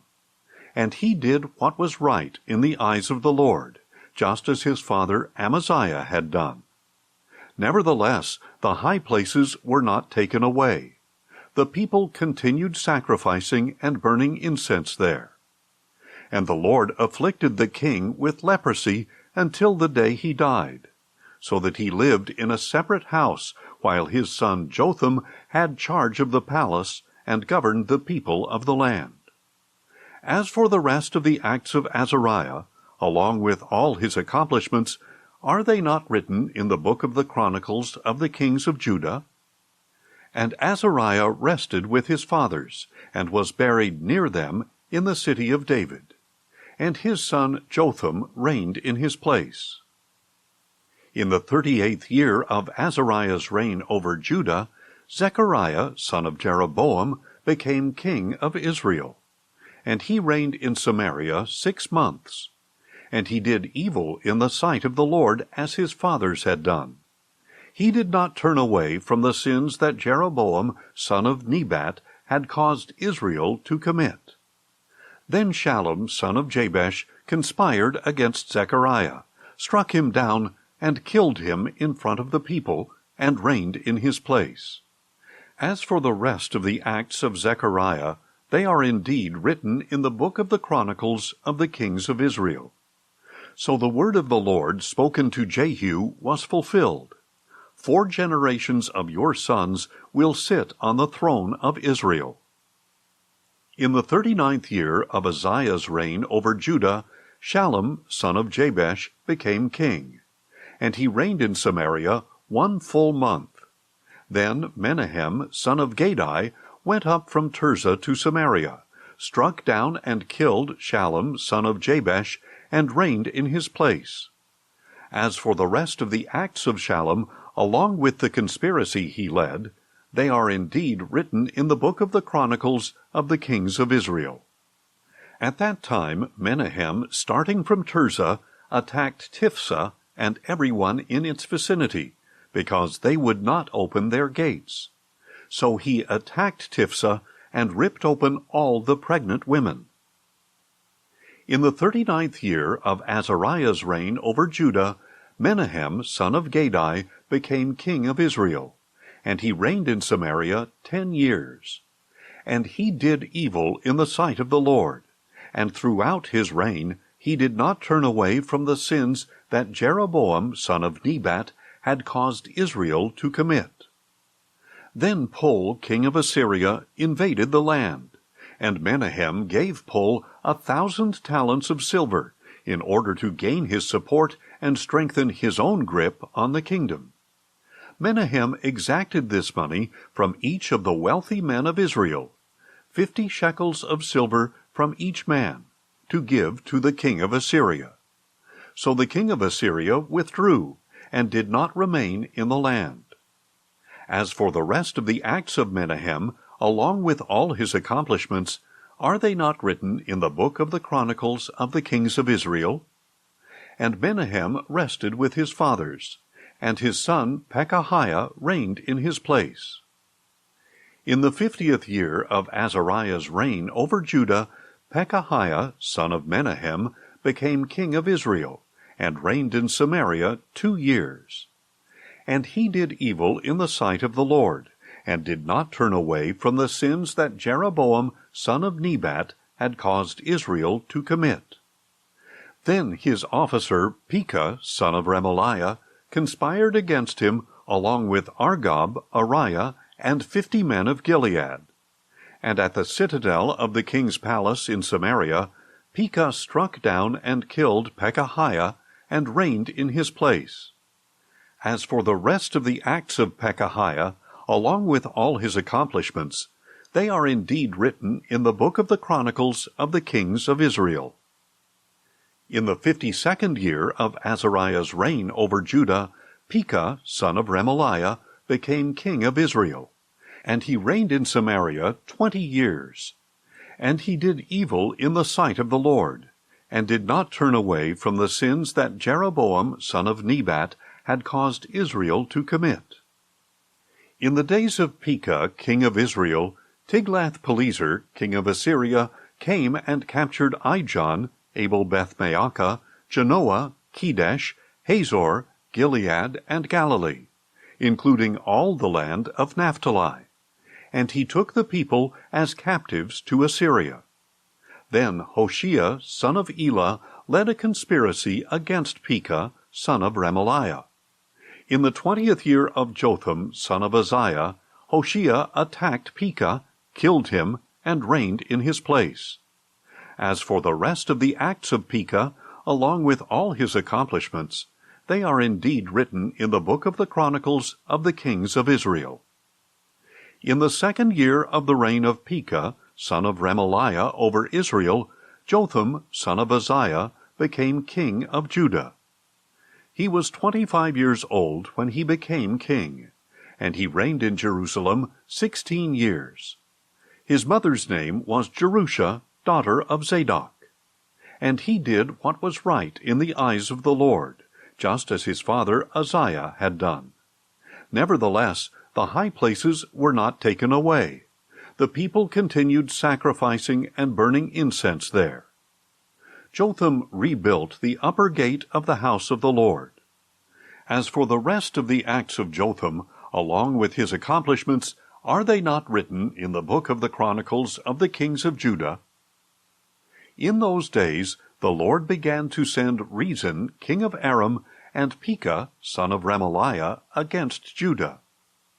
And Jotham rested with his fathers, and was buried with them in the city of David his father.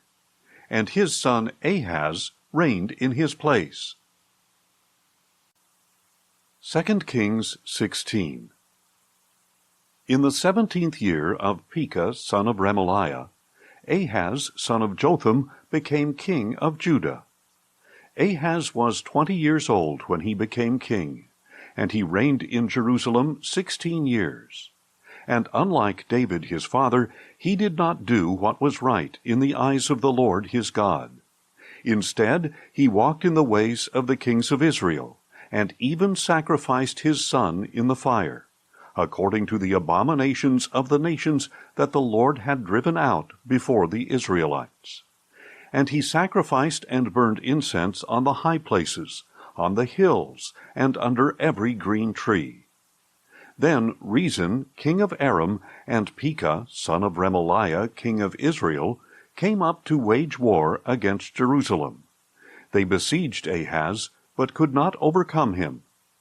At that time Rezin, king of Aram, recovered Elath for Aram, drove out the men of Judah, and sent the Edomites into Elath, where they live to this day. So Ahaz sent messengers to Tiglath-Pileser, king of Assyria, saying, I am your servant and your son. Come up and save me from the hands of the kings of Aram and Israel, who are rising up against me. Ahaz also took the silver and gold found in the house of the Lord and in the treasuries of the king's palace, and he sent it as a gift to the king of Assyria. So the king of Assyria responded to him, marched up to Damascus, and captured it. He took its people to Kir as captives, and put Rezin to death. Then King Ahaz went to Damascus to meet Tiglath-Pileser, king of Assyria. On seeing the altar in Damascus, King Ahaz sent Uriah the priest a model of the altar and complete plans for its construction. And Uriah the priest built the altar according to all the instructions King Ahaz had sent from Damascus, and he completed it by the time King Ahaz had returned. When the king came back from Damascus and saw the altar, he approached it and presented offerings on it. He offered his burnt offering and his grain offering, poured out his drink offering, and sprinkled the blood of his peace offerings on the altar. He also took the bronze altar that stood before the Lord from the front of the temple, between the new altar and the house of the Lord, and he put it on the north side of the new altar. Then King Ahaz commanded Uriah the priest, Offer on the great altar the morning burnt offering, the evening grain offering, and the king's burnt offering and grain offering, as well as the burnt offerings, grain offerings, and drink offerings of all the people of the land. Sprinkle on the altar all the blood of the burnt offerings and sacrifices. but I will use the bronze altar to seek guidance." So Uriah the priest did just as King Ahaz had commanded. King Ahaz also cut off the frames of the movable stands and removed the bronze basin from each of them. He took down the sea from the bronze oxen that were under it and put it on a stone base. And on account of the king of Assyria, he removed the Sabbath canopy they had built in the temple, and closed the royal entryway outside the house of the Lord. As for the rest of the acts of Ahaz, along with his accomplishments, are they not written in the book of the Chronicles of the kings of Judah? And Ahaz rested with his fathers, and was buried with them in the city of David, and his son Hezekiah reigned in his place. 2 Kings 17. In the 12th year of the reign of Ahaz over Judah, Hoshea, son of Elah, became king of Israel, and he reigned in Samaria 9 years. And he did evil in the sight of the Lord, but not like the kings of Israel who preceded him. Shalmaneser, king of Assyria, attacked him, and Hoshea became his vassal and paid him tribute. But the king of Assyria discovered that Hoshea had conspired to send envoys to King So of Egypt, and that he had not paid tribute to the king of Assyria as in previous years. Therefore the king of Assyria arrested Hoshea and put him in prison. Then the king of Assyria invaded the whole land, marched up to Samaria, and besieged it for 3 years. In the 9th year of Hoshea, the king of Assyria captured Samaria, and carried away the Israelites to Assyria, where he settled them in Halah, in Gozan by the Habor River, and in the cities of the Medes. All this happened because the people of Israel had sinned against the Lord their God, who had brought them out of the land of Egypt from under the hand of Pharaoh, king of Egypt. They had worshipped other gods, and walked in the customs of the nations that the Lord had driven out before the Israelites, as well as in the practices introduced by the kings of Israel. The Israelites secretly did things against the Lord their God that were not right. From watchtower to fortified city, they built high places in all their cities. They set up for themselves sacred pillars and Asherah poles on every high hill and under every green tree. They burned incense on all the high places, like the nations that the Lord had driven out before them. They did wicked things, provoking the Lord to anger. They served idols, although the Lord had told them, "You shall not do this thing." Yet through all his prophets and seers, the Lord warned Israel and Judah, saying, "Turn from your wicked ways, and keep my commandments and statutes, according to the entire law that I commanded your fathers, and delivered to you through my servants the prophets." But they would not listen, and they stiffened their necks like their fathers, who did not believe the Lord their God. They rejected his statutes and the covenant he had made with their fathers, as well as the decrees he had given them. They pursued worthless idols, and themselves became worthless, going after the surrounding nations that the Lord had commanded them not to imitate. They abandoned all the commandments of the Lord their God, and made for themselves 2 cast idols of calves and an Asherah pole. They bowed down to all the host of heaven and served Baal. They sacrificed their sons and daughters in the fire, and practiced divination and soothsaying. They devoted themselves to doing evil in the sight of the Lord, provoking him to anger. So the Lord was very angry with Israel, and he removed them from his presence. Only the tribe of Judah remained, and even Judah did not keep the commandments of the Lord their God, but lived according to the customs Israel had introduced. So the Lord rejected all the descendants of Israel. He afflicted them, and delivered them into the hands of plunderers, until he had banished them from his presence. When the Lord had torn Israel away from the house of David, they made Jeroboam, son of Nebat, king. And Jeroboam led Israel away from following the Lord, and caused them to commit a great sin. The Israelites persisted in all the sins that Jeroboam had committed, and did not turn away from them. Finally, the Lord removed Israel from his presence, as he had declared through all his servants the prophets. So Israel was exiled from their homeland into Assyria, where they are to this day. Then the king of Assyria brought people from Babylon, Cutha, Ava, Hamath, and Sepharvaim, and settled them in the towns of Samaria to replace the Israelites.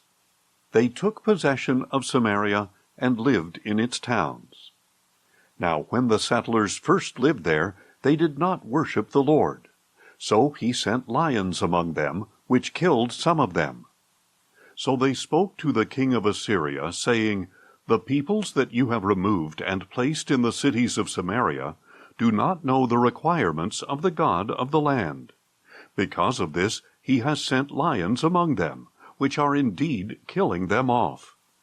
Then the king of Assyria commanded, Send back one of the priests you carried off from Samaria, and have him go back to live there and teach the requirements of the God of the land. Thus one of the priests they had carried away came and lived in Bethel, and he began to teach them how they should worship the Lord. Nevertheless, the people of each nation continued to make their own gods in the cities where they had settled, and they set them up in the shrines that the people of Samaria had made on the high places. The men of Babylon made Succoth-Benoth, the men of Cuth made Nergal, the men of Hamath made Ashima, the Avites made Nibhaz and Tartak, and the Sepharvites burned their children in the fire to Adramelech and Anamelech, the gods of Sepharvaim. So the new residents worshipped the Lord, but they also appointed for themselves priests of all sorts to serve in the shrines of the high places. They worshipped the Lord, but they also served their own gods according to the customs of the nations from which they had been carried away. To this day they are still practicing their former customs. None of them worship the Lord or observe the statutes, ordinances, laws, and commandments that the Lord gave the descendants of Jacob, whom he named Israel. For the Lord had made a covenant with the Israelites, and commanded them, Do not worship other gods, or bow down to them. Do not serve them or sacrifice to them. Instead, worship the Lord, who brought you out of the land of Egypt with great power and an outstretched arm. You are to bow down to him and offer sacrifices to him. And you must always be careful to observe the statutes, ordinances, laws, and commandments he wrote for you. Do not worship other gods. Do not forget the covenant I have made with you. Do not worship other gods, but worship the Lord your God, and he will deliver you from the hands of all your enemies. But they would not listen, and they persisted in their former customs. So these nations worshipped the Lord, but also served their idols. And to this day their children and grandchildren continue to do as their fathers did. 2 Kings 18. In the 3rd year of the reign of Hoshea, son of Elah, over Israel, Hezekiah, son of Ahaz, became king of Judah. He was 25 years old when he became king, and he reigned in Jerusalem 29 years. His mother's name was Abi, the daughter of Zechariah. And he did what was right in the eyes of the Lord, just as his father David had done. He removed the high places, shattered the sacred pillars, and cut down the Asherah poles. He also demolished the bronze snake called Nehushtan that Moses had made, for up to that time the Israelites had burned incense to it. Hezekiah trusted in the Lord, the God of Israel. No king of Judah was like him, either before him or after him. He remained faithful to the Lord, and did not turn from following him. He kept the commandments that the Lord had given Moses. And the Lord was with Hezekiah, and he prospered wherever he went. He rebelled against the king of Assyria, and refused to serve him. He defeated the Philistines as far as Gaza and its borders, from watchtower to fortified city. In the 4th year of Hezekiah's reign, which was the 7th year of the reign of Hoshea, son of Elah, over Israel, Shalmaneser, king of Assyria, marched against Samaria and besieged it. And at the end of 3 years the Assyrians captured it. So Samaria was captured in the 6th year of Hezekiah, which was the 9th year of Hoshea, king of Israel. The king of Assyria exiled the Israelites to Assyria, and settled them in Halah, in Gozan by the Habor River, and in the cities of the Medes. This happened because they did not listen to the voice of the Lord their God, but violated his covenant, all that Moses, the servant of the Lord, had commanded, and would neither listen nor obey. In the 14th year of Hezekiah's reign, Sennacherib, king of Assyria, attacked and captured all the fortified cities of Judah. So Hezekiah, king of Judah, sent word to the king of Assyria at Lachish, saying, I have done wrong. Withdraw from me, and I will pay whatever you demand from me. And the king of Assyria exacted from Hezekiah, king of Judah, 300 talents of silver and 30 talents of gold. Hezekiah gave him all the silver that was found in the house of the Lord and in the treasuries of the royal palace. At that time Hezekiah stripped the gold with which he had plated the doors and doorposts of the temple of the Lord, and he gave it to the king of Assyria. Nevertheless, the king of Assyria sent the Tartan, the Rabsaris, and the Rabshakeh, along with a great army, from Lachish to King Hezekiah at Jerusalem. They advanced up to Jerusalem and stationed themselves by the aqueduct of the upper pool, on the road to the launderer's field. Then they called for the king, and Eliakim, son of Hilkiah, the palace administrator, Shebna the scribe, and Joah, son of Asaph the recorder, went out to them. The Rabshakeh said to them, Tell Hezekiah that this is what the great king, the king of Assyria, says. What is the basis of this confidence of yours? You claim to have a strategy and strength for war, but these are empty words. In whom are you now trusting, that you have rebelled against me? Look now, you are trusting in Egypt, that splintered reed of a staff that will pierce the hand of anyone who leans on it. Such is Pharaoh, king of Egypt, to all who trust in him. But if you say to me, We trust in the Lord our God, is he not the one whose high places and altars Hezekiah has removed, saying to Judah and Jerusalem, You must worship before this altar in Jerusalem? Now therefore make a bargain with my master the king of Assyria. I will give you 2,000 horses, if you can put riders on them. For how can you repel a single officer among the least of my master's servants, when you depend on Egypt for chariots and horsemen? So now, was it apart from the Lord that I have come up against this place to destroy it? The Lord himself said to me, Go up against this land and destroy it. Then Eliakim, son of Hilkiah, along with Shebna and Joah, said to the Rabshakeh, Please speak to your servants in Aramaic, since we understand it. Do not speak with us in Hebrew in the hearing of the people on the wall. But the Rabshakeh replied, Has my master sent me to speak these words only to you and your master, and not to the men sitting on the wall, who are destined with you to eat their own dung and drink their own urine? Then the Rabshakeh stood and called out loudly in Hebrew, Hear the word of the great king, the king of Assyria. This is what the king says. Do not let Hezekiah deceive you. He cannot deliver you from my hand. Do not let Hezekiah persuade you to trust in the Lord when he says, "The Lord will surely deliver us. This city will not be given into the hand of the king of Assyria." Do not listen to Hezekiah, for this is what the king of Assyria says. "Make peace with me, and come out to me.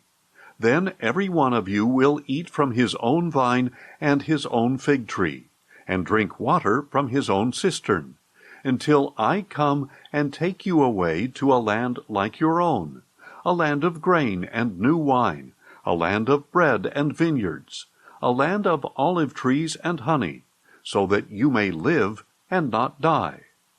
But do not listen to Hezekiah, for he misleads you when he says, "The Lord will deliver us." Has the God of any nation ever delivered his land from the hand of the king of Assyria? Where are the gods of Hamath and Arpad? Where are the gods of Sepharvaim, Hena, and Ivah? Have they delivered Samaria from my hand? Who among all the gods of these lands has delivered his land from my hand? How then can the Lord deliver Jerusalem from my hand? But the people remained silent, and did not answer a word, for Hezekiah had commanded, "Do not answer him." Then Hilkiah's son Eliakim, the palace administrator, Shebna the scribe, and Asaph's son Joah the recorder came to Hezekiah with their clothes torn, and they relayed to him the words of the Rabshakeh. 2 Kings 19. On hearing this report, King Hezekiah tore his clothes, put on sackcloth, and entered the house of the Lord. And he sent Eliakim, the palace administrator, Shebna the scribe, and the leading priests, all wearing sackcloth, to the prophet Isaiah, son of Amoz, to tell him, "This is what Hezekiah says. Today is a day of distress, rebuke, and disgrace. For children have come to the point of birth, but there is no strength to deliver them.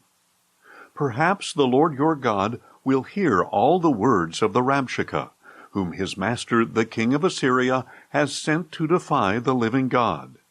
And he will rebuke him for the words that the Lord your God has heard. Therefore lift up a prayer for the remnant that still survives." So the servants of King Hezekiah went to Isaiah, who replied, "Tell your master that this is what the Lord says. Do not be afraid of the words you have heard, with which the servants of the king of Assyria have blasphemed me. Behold, I will put a spirit in him, so that he will hear a rumor and return to his own land, where I will cause him to fall by the sword." When the Rabshakeh heard that the king of Assyria had left Lachish, he withdrew and found the king fighting against Libnah. Now Sennacherib had been warned about Tirhakah, king of Cush. "Look, he has set out to fight against you." So Sennacherib again sent messengers to Hezekiah, saying, "Give this message to Hezekiah, king of Judah.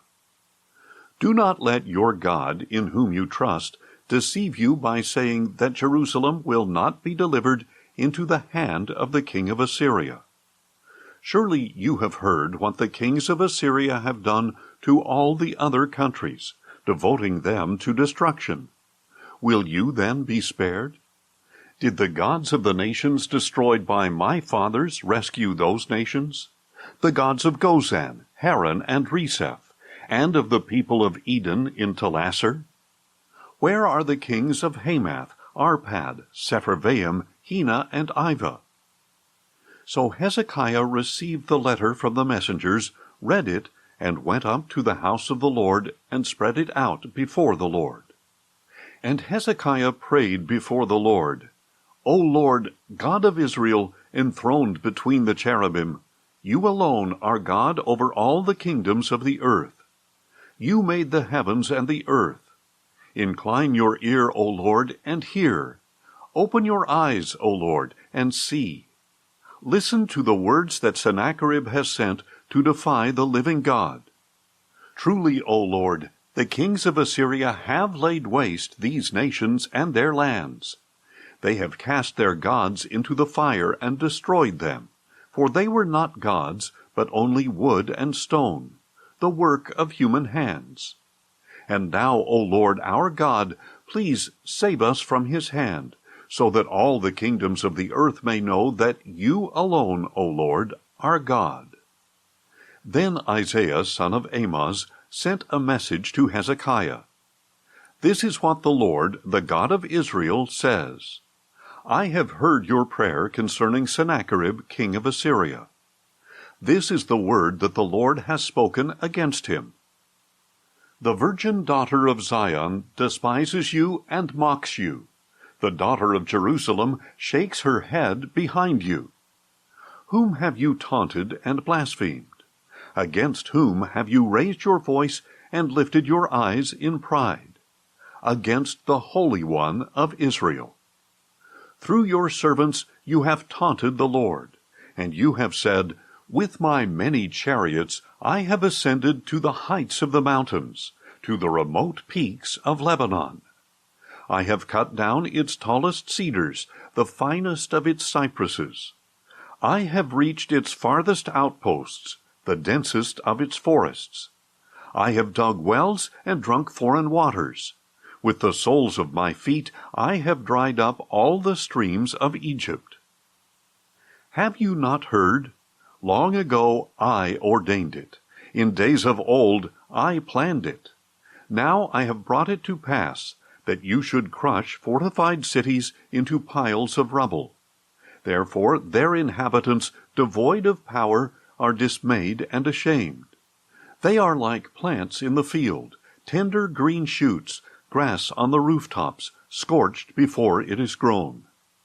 But I know your sitting down, your going out and coming in, and your raging against me. Because your rage and arrogance against me have reached my ears, I will put my hook in your nose and my bit in your mouth. I will send you back the way you came. And this will be a sign to you, O Hezekiah. This year you will eat what grows on its own, and in the second year what springs from the same. But in the third year you will sow and reap. You will plant vineyards and eat their fruit. And the surviving remnant of the house of Judah will again take root below and bear fruit above. For a remnant will go forth from Jerusalem, and survivors from Mount Zion. The zeal of the Lord of hosts will accomplish this. So this is what the Lord says about the king of Assyria. He will not enter this city, or shoot an arrow into it. He will not come before it with a shield, or build up a siege ramp against it. He will go back the way he came, and he will not enter this city, declares the Lord. I will defend this city and save it for my own sake, and for the sake of my servant David." And that very night the angel of the Lord went out and struck down 185,000 men in the camp of the Assyrians. When the people got up the next morning, there were all the dead bodies. So Sennacherib, king of Assyria, broke camp and withdrew. He returned to Nineveh and stayed there. One day, while he was worshipping in the temple of his god Nisroch, his sons Adramelech and Sharezer put him to the sword, and escaped to the land of Ararat. And his son Esarhaddon reigned in his place. 2 Kings 20. In those days Hezekiah became mortally ill. The prophet Isaiah, son of Amoz, came to him and said, "This is what the Lord says, Put your house in order, for you are about to die. You will not recover." Then Hezekiah turned his face to the wall and prayed to the Lord, saying, "Please, O Lord, remember how I have walked before you faithfully and with wholehearted devotion. I have done what was good in your sight." And Hezekiah wept bitterly. Before Isaiah had left the middle courtyard, the word of the Lord came to him, saying, "Go back and tell Hezekiah, the leader of my people, that this is what the Lord, the God of your father David, says. I have heard your prayer. I have seen your tears. I will surely heal you.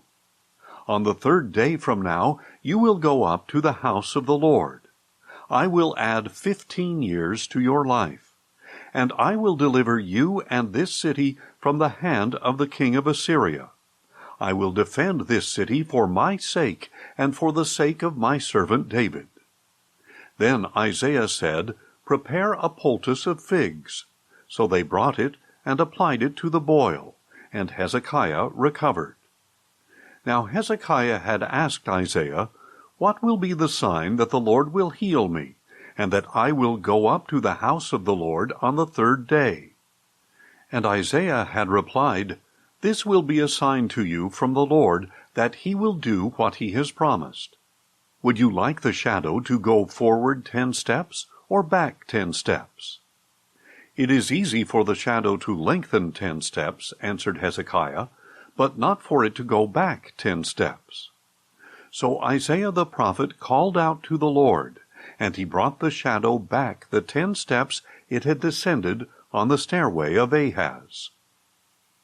At that time Merodach-Baladan, son of Baladan, king of Babylon, sent letters and a gift to Hezekiah, for he had heard about Hezekiah's illness.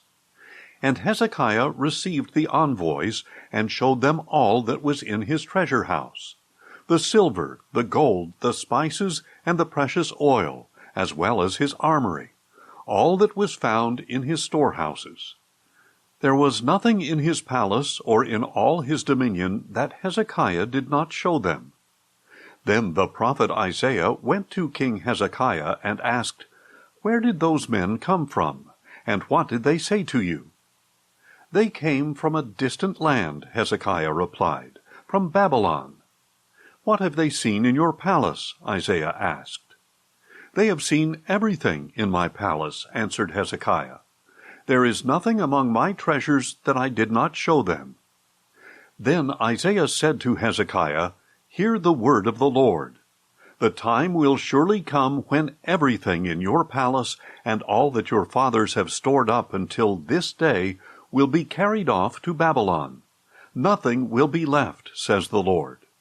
And some of your descendants, your own flesh and blood, will be taken away to be eunuchs in the palace of the king of Babylon. But Hezekiah said to Isaiah, The word of the Lord that you have spoken is good. For he thought, Will there not at least be peace and security in my lifetime? As for the rest of the acts of Hezekiah, along with all his might, and how he constructed the pool and the tunnel to bring water into the city, are they not written in the book of the Chronicles of the kings of Judah? And Hezekiah rested with his fathers, and his son Manasseh reigned in his place. 2 Kings 21. Manasseh was 12 years old when he became king, and he reigned in Jerusalem 55 years. His mother's name was Hephzibah, and he did evil in the sight of the Lord by following the abominations of the nations that the Lord had driven out before the Israelites. For he rebuilt the high places that his father Hezekiah had destroyed, and he raised up altars for Baal. He made an Asherah pole, as King Ahab of Israel had done, and he worshipped and served all the host of heaven. Manasseh also built altars in the house of the Lord, of which the Lord had said, In Jerusalem I will put my name. In both courtyards of the house of the Lord he built altars to all the host of heaven. He sacrificed his own son in the fire, practiced sorcery and divination, and consulted mediums and spiritists. He did great evil in the sight of the Lord, provoking him to anger. Manasseh even took the carved Asherah pole he had made, and set it up in the temple, of which the Lord had said to David and his son Solomon, In this temple and in Jerusalem, which I have chosen out of all the tribes of Israel, I will establish my name forever. I will never again cause the feet of the Israelites to wander from the land that I gave to their fathers, if only they are careful to do all I have commanded them, the whole law that my servant Moses commanded them. But the people did not listen, and Manasseh led them astray, so that they did greater evil than the nations that the Lord had destroyed before the Israelites. And the Lord spoke through his servants the prophets, saying, Since Manasseh king of Judah has committed all these abominations, acting more wickedly than the Amorites who preceded him, and with his idols has caused Judah to sin, this is what the Lord, the God of Israel, says. Behold, I am bringing such calamity upon Jerusalem and Judah, that the news will reverberate in the ears of all who hear it. I will stretch out over Jerusalem the measuring line used against Samaria, and the plumb line used against the house of Ahab. And I will wipe out Jerusalem as one wipes out a bowl, wiping it and turning it upside down. So I will forsake the remnant of my inheritance, and deliver them into the hands of their enemies. And they will become plunder and spoil to all their enemies, because they have done evil in my sight, and have provoked me to anger from the day their fathers came out of Egypt until this day. Moreover, Manasseh shed so much innocent blood that he filled Jerusalem from end to end, in addition to the sin that he had caused Judah to commit, doing evil in the sight of the Lord. As for the rest of the acts of Manasseh, along with all his accomplishments and the sin that he committed, are they not written in the book of the Chronicles of the kings of Judah? And Manasseh rested with his fathers, and was buried in his palace garden, the garden of Uzzah. And his son Amon reigned in his place. Amon was 22 years old when he became king, and he reigned in Jerusalem 2 years. His mother's name was Meshullemeth, daughter of Harez. She was from Jotbah. And he did evil in the sight of the Lord, as his father Manasseh had done. He walked in all the ways of his father, and he served and worshipped the idols his father had served. He abandoned the Lord, the God of his fathers, and did not walk in the way of the Lord. Then the servants of Ammon conspired against him, and killed the king in his palace. But the people of the land killed all those who had conspired against King Ammon, and they made his son Josiah king in his place. As for the rest of the acts of Ammon, along with his accomplishments, are they not written in the book of the Chronicles of the kings of Judah? And he was buried in his tomb in the garden of Uzzah, and his son Josiah reigned in his place. 2 Kings 22. Josiah was 8 years old when he became king, and he reigned in Jerusalem 31 years. His mother's name was Jedidah, daughter of Adiah. She was from Bozkath. And he did what was right in the eyes of the Lord, and walked in all the ways of his father David. He did not turn aside to the right or to the left. Now in the 18th year of his reign, King Josiah sent the scribe Shaphan, son of Azaliah, the son of Meshullam, to the house of the Lord, saying, Go up to Hilkiah the high priest, and have him count the money that has been brought into the house of the Lord, which the doorkeepers have collected from the people. And let them deliver it into the hands of the supervisors of those doing the work on the house of the Lord, who in turn are to give it to the workmen repairing the damages to the house of the Lord, to the carpenters, builders, and masons, to buy timber and dressed stone to repair the temple. But they need not account for the money put into their hands, since they work with integrity.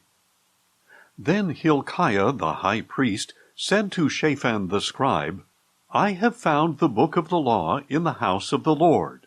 And he gave it to Shaphan, who read it. And Shaphan the scribe went to the king and reported, Your servants have paid out the money that was found in the temple, and have put it into the hands of the workers and supervisors of the house of the Lord." Moreover, Shaphan the scribe told the king, "Hilkiah the priest has given me a book." And Shaphan read it in the presence of the king. When the king heard the words of the book of the law, he tore his clothes, and commanded Hilkiah the priest, Ahikam son of Shaphan, Achbor son of Micaiah, Shaphan the scribe, and Isaiah the servant of the king, "Go and inquire of the Lord for me, for the people, and for all Judah, concerning the words in this book that has been found. For great is the wrath of the Lord that burns against us, because our fathers have not obeyed the words of this book, by doing all that is written about us." So Hilkiah the priest, Ahikam, Achbor, Shaphan, and Isaiah went and spoke to Huldah the prophetess, the wife of Shallum son of Tikvah, the son of Harhas, the keeper of the wardrobe. She lived in Jerusalem in the 2nd district. And Huldah said to them, "This is what the Lord, the God of Israel, says. Tell the man who sent you that this is what the Lord says. I am about to bring calamity on this place and on its people, according to all the words of the book that the king of Judah has read, because they have forsaken me, and burned incense to other gods, that they might provoke me to anger with all the works of their hands. My wrath will be kindled against this place, and will not be quenched. But as for the king of Judah, who sent you to inquire of the Lord, tell him that this is what the Lord, the God of Israel, says. As for the words that you heard, because your heart was tender and you humbled yourself before the Lord, when you heard what I spoke against this place and against its people, that they would become a desolation and a curse, and because you have torn your clothes and wept before me, I have heard you, declares the Lord. Therefore I will indeed gather you to your fathers, and you will be gathered to your grave in peace. Your eyes will not see all the calamity that I will bring on this place." So they brought her answer back to the king. 2 Kings 23. Then the king summoned all the elders of Judah and Jerusalem, and he went up to the house of the Lord with all the people of Judah and Jerusalem, as well as the priests and the prophets, all the people, small and great. And in their hearing he read all the words of the book of the covenant that had been found in the house of the Lord. So the king stood by the pillar and made a covenant before the Lord, to follow the Lord, and to keep his commandments, decrees, and statutes with all his heart and all his soul, and to carry out the words of this covenant that were written in this book. And all the people entered into the covenant. Then the king commanded Hilkiah the high priest, the priest second in rank, and the doorkeepers, to remove from the temple of the Lord all the articles made for Baal, Asherah, and all the host of heaven. And he burned them outside Jerusalem in the fields of Kidron, and carried their ashes to Bethel.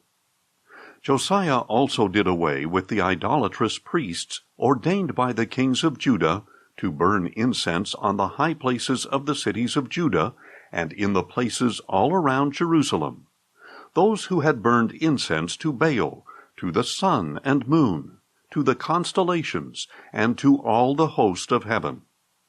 He brought the Asherah pole from the house of the Lord to the Kidron valley outside Jerusalem, and there he burned it, ground it to powder, and threw its dust on the graves of the common people. He also tore down the quarters of the male shrine prostitutes that were in the house of the Lord, where the women had woven tapestries for Asherah. Then Josiah brought all the priests from the cities of Judah, and desecrated the high places, from Geba to Beersheba, where the priests had burned incense. He tore down the high places of the gates at the entrance of the gate of Joshua, the governor of the city, which was to the left of the city gate. Although the priests of the high places did not come up to the altar of the Lord in Jerusalem, they ate unleavened bread with their fellow priests. He also desecrated Topheth in the valley of Ben Hinnom, so that no one could sacrifice his son or daughter in the fire to Molech. And he removed from the entrance to the house of the Lord the horses that the kings of Judah had dedicated to the sun. They were in the court near the chamber of an official named Nathan-Melech. And Josiah burned up the chariots of the sun. He pulled down the altars that the kings of Judah had set up on the roof near the upper chamber of Ahaz, and the altars that Manasseh had set up in the 2 courtyards of the house of the Lord. The king pulverized them there, and threw their dust into the Kidron valley. The king also desecrated the high places east of Jerusalem, to the south of the Mount of Corruption, which King Solomon of Israel had built for Ashtoreth, the abomination of the Sidonians, for Chemosh, the abomination of the Moabites, and for Milcom, the abomination of the Ammonites. He smashed the sacred pillars to pieces, cut down the Asherah poles, and covered the sites with human bones. He even pulled down the altar at Bethel, the high place set up by Jeroboam son of Nebat, who had caused Israel to sin. Then he burned the high place, ground it to powder, and burned the Asherah pole. And as Josiah turned, he saw the tombs there on the hillside. And he sent someone to take the bones out of the tombs, and he burned them on the altar to defile it, according to the word of the Lord proclaimed by the man of God who had foretold these things. Then the king asked, "What is this monument I see?" And the men of the city replied, "It is the tomb of the man of God who came from Judah, and pronounced these things that you have done to the altar of Bethel." "Let him rest," said Josiah. "Do not let anyone disturb his bones." So they left his bones undisturbed, along with those of the prophet who had come from Samaria. Just as Josiah had done at Bethel, so also in the cities of Samaria he removed all the shrines of the high places set up by the kings of Israel who had provoked the Lord to anger. On the altars he slaughtered all the priests of the high places, and he burned human bones on them. Then he returned to Jerusalem. The king commanded all the people, "Keep the Passover of the Lord your God, as it is written in this book of the covenant." No such Passover had been observed from the days of the judges who had governed Israel through all the days of the kings of Israel and Judah. But in the 18th year of Josiah's reign, this Passover was observed to the Lord in Jerusalem. Furthermore, Josiah removed the mediums and spiritists, the household gods and idols, and all the abominations that were seen in the land of Judah and in Jerusalem. He did this to carry out the words of the law written in the book that Hilkiah the priest had found in the house of the Lord. Neither before nor after Josiah was there any king like him, who turned to the Lord with all his heart, and with all his soul, and with all his strength, according to all the law of Moses. Nevertheless, the Lord did not turn away from the fury of his burning anger, which was kindled against Judah because of all that Manasseh had done to provoke him to anger. For the Lord had said, "I will remove Judah from my sight, just as I removed Israel. I will reject this city Jerusalem, which I chose, and the temple of which I said, My name shall be there." As for the rest of the acts of Josiah, along with all his accomplishments, are they not written in the book of the Chronicles of the kings of Judah? At the end of Josiah's reign, Pharaoh Necho, king of Egypt, marched up to help the king of Assyria at the Euphrates River. King Josiah went out to confront him, but Necho faced him and killed him at Megiddo. From Megiddo his servants carried his body in a chariot, brought him to Jerusalem, and buried him in his own tomb. Then the people of the land took Jehoahaz, son of Josiah, anointed him, and made him king in place of his father. Jehoahaz was 23 years old when he became king, and he reigned in Jerusalem 3 months. His mother's name was Hamutal, daughter of Jeremiah. She was from Libnah. And he did evil in the sight of the Lord, just as his fathers had done. And Pharaoh Necho imprisoned Jehoahaz at Riblah in the land of Hamath, so that he could not reign in Jerusalem. And he imposed on Judah a levy of 100 talents of silver and a talent of gold. Then Pharaoh Necho made Eliakim, son of Josiah, king in place of his father Josiah. And he changed Eliakim's name to Jehoiakim. But Necho took Jehoahaz and carried him off to Egypt, where he died. So Jehoiakim paid the silver and gold to Pharaoh Necho. But to meet Pharaoh's demand, he taxed the land and exacted the silver and the gold from the people, each according to his wealth. Jehoiakim was 25 years old when he became king, and he reigned in Jerusalem 11 years. His mother's name was Zebidah, daughter of Pedaiah. She was from Rumah. And he did evil in the sight of the Lord, just as his fathers had done. 2 Kings 24. During Jehoiakim's reign, Nebuchadnezzar, king of Babylon, invaded.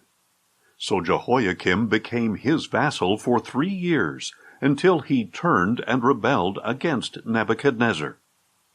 And the Lord sent Chaldean, Aramean, Moabite, and Ammonite raiders against Jehoiakim in order to destroy Judah, according to the word that the Lord had spoken through his servants the prophets. Surely this happened to Judah at the Lord's command, to remove them from his presence because of the sins of Manasseh and all that he had done, and also for the innocent blood he had shed. For he had filled Jerusalem with innocent blood, and the Lord was unwilling to forgive. As for the rest of the acts of Jehoiakim, along with all his accomplishments, are they not written in the book of the Chronicles of the kings of Judah? And Jehoiakim rested with his fathers, and his son Jehoiachin reigned in his place. Now the king of Egypt did not march out of his land again, because the king of Babylon had taken all his territory, from the brook of Egypt to the Euphrates River. Jehoiachin was 18 years old when he became king, and he reigned in Jerusalem 3 months. His mother's name was Nehushta, daughter of Elnathan. She was from Jerusalem. And he did evil in the sight of the Lord, just as his father had done. At that time the servants of Nebuchadnezzar, king of Babylon, marched up to Jerusalem, and the city came under siege. And Nebuchadnezzar, king of Babylon, came to the city, while his servants were besieging it. Jehoiachin, king of Judah, his mother, his servants, his commanders, and his officials all surrendered to the king of Babylon. So in the 8th year of his reign, the king of Babylon took him captive. As the Lord had declared, Nebuchadnezzar also carried off all the treasures from the house of the Lord and the royal palace. And he cut into pieces all the gold articles that Solomon, king of Israel, had made in the temple of the Lord. He carried into exile all Jerusalem, all the commanders and mighty men of valor, all the craftsmen and metalsmiths, 10,000 captives in all. Only the poorest people of the land remained. Nebuchadnezzar carried away Jehoiachin to Babylon, as well as the king's mother, his wives, his officials, and the leading men of the land. He took them into exile from Jerusalem to Babylon. The king of Babylon also brought into exile to Babylon all 7,000 men of valor, and 1,000 craftsmen and metalsmiths, all strong and fit for battle. Then the king of Babylon made Mattaniah, Jehoiakin's uncle, king in his place, and changed his name to Zedekiah. Zedekiah was 21 years old when he became king, and he reigned in Jerusalem 11 years. His mother's name was Hamutal, daughter of Jeremiah. She was from Libnah. And Zedekiah did evil in the sight of the Lord, just as Jehoiakim had done. For because of the anger of the Lord, all this happened in Jerusalem and Judah, until he finally banished them from his presence. And Zedekiah also rebelled against the king of Babylon. 2 Kings 25. So in the 9th year of Zedekiah's reign, on the 10th day of the 10th month, Nebuchadnezzar, king of Babylon, marched against Jerusalem with his entire army.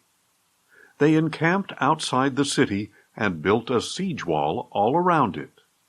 And the city was kept under siege until King Zedekiah's 11th year. By the 9th day of the 4th month, the famine in the city was so severe that the people of the land had no food. Then the city was breached, and though the Chaldeans had surrounded the city, all the men of war fled by night by way of the gate between the two walls near the king's garden. They headed toward the Arabah, but the army of the Chaldeans pursued the king and overtook him in the plains of Jericho, and all his army was separated from him.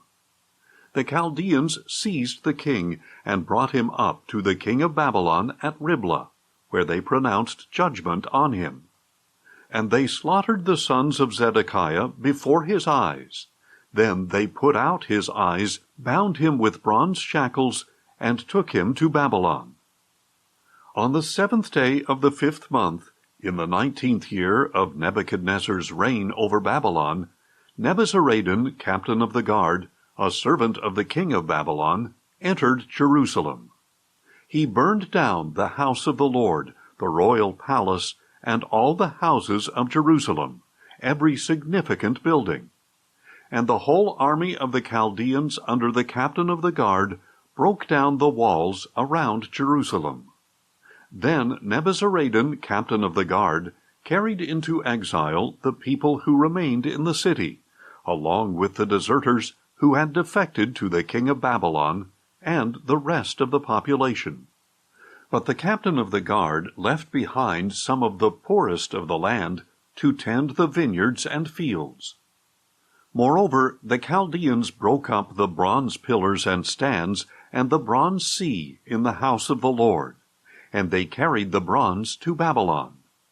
They also took away the pots, shovels, wick trimmers, dishes, and all the articles of bronze used in the temple service.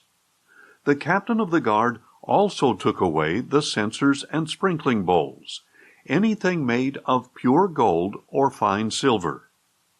As for the 2 pillars, the sea, and the movable stands that Solomon had made for the house of the Lord, the weight of the bronze from all these articles was beyond measure. Each pillar was 18 cubits tall. The bronze capital atop one pillar was 3 cubits high, with a network of bronze pomegranates all around. The second pillar with its network was similar. The captain of the guard also took away Sariah the chief priest, Zephaniah the priest of second rank, and the 3 doorkeepers.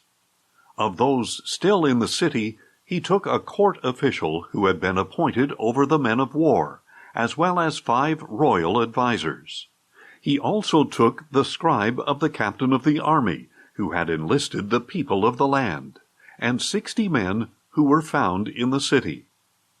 Nebuzaradan, captain of the guard, took them and brought them to the king of Babylon at Riblah.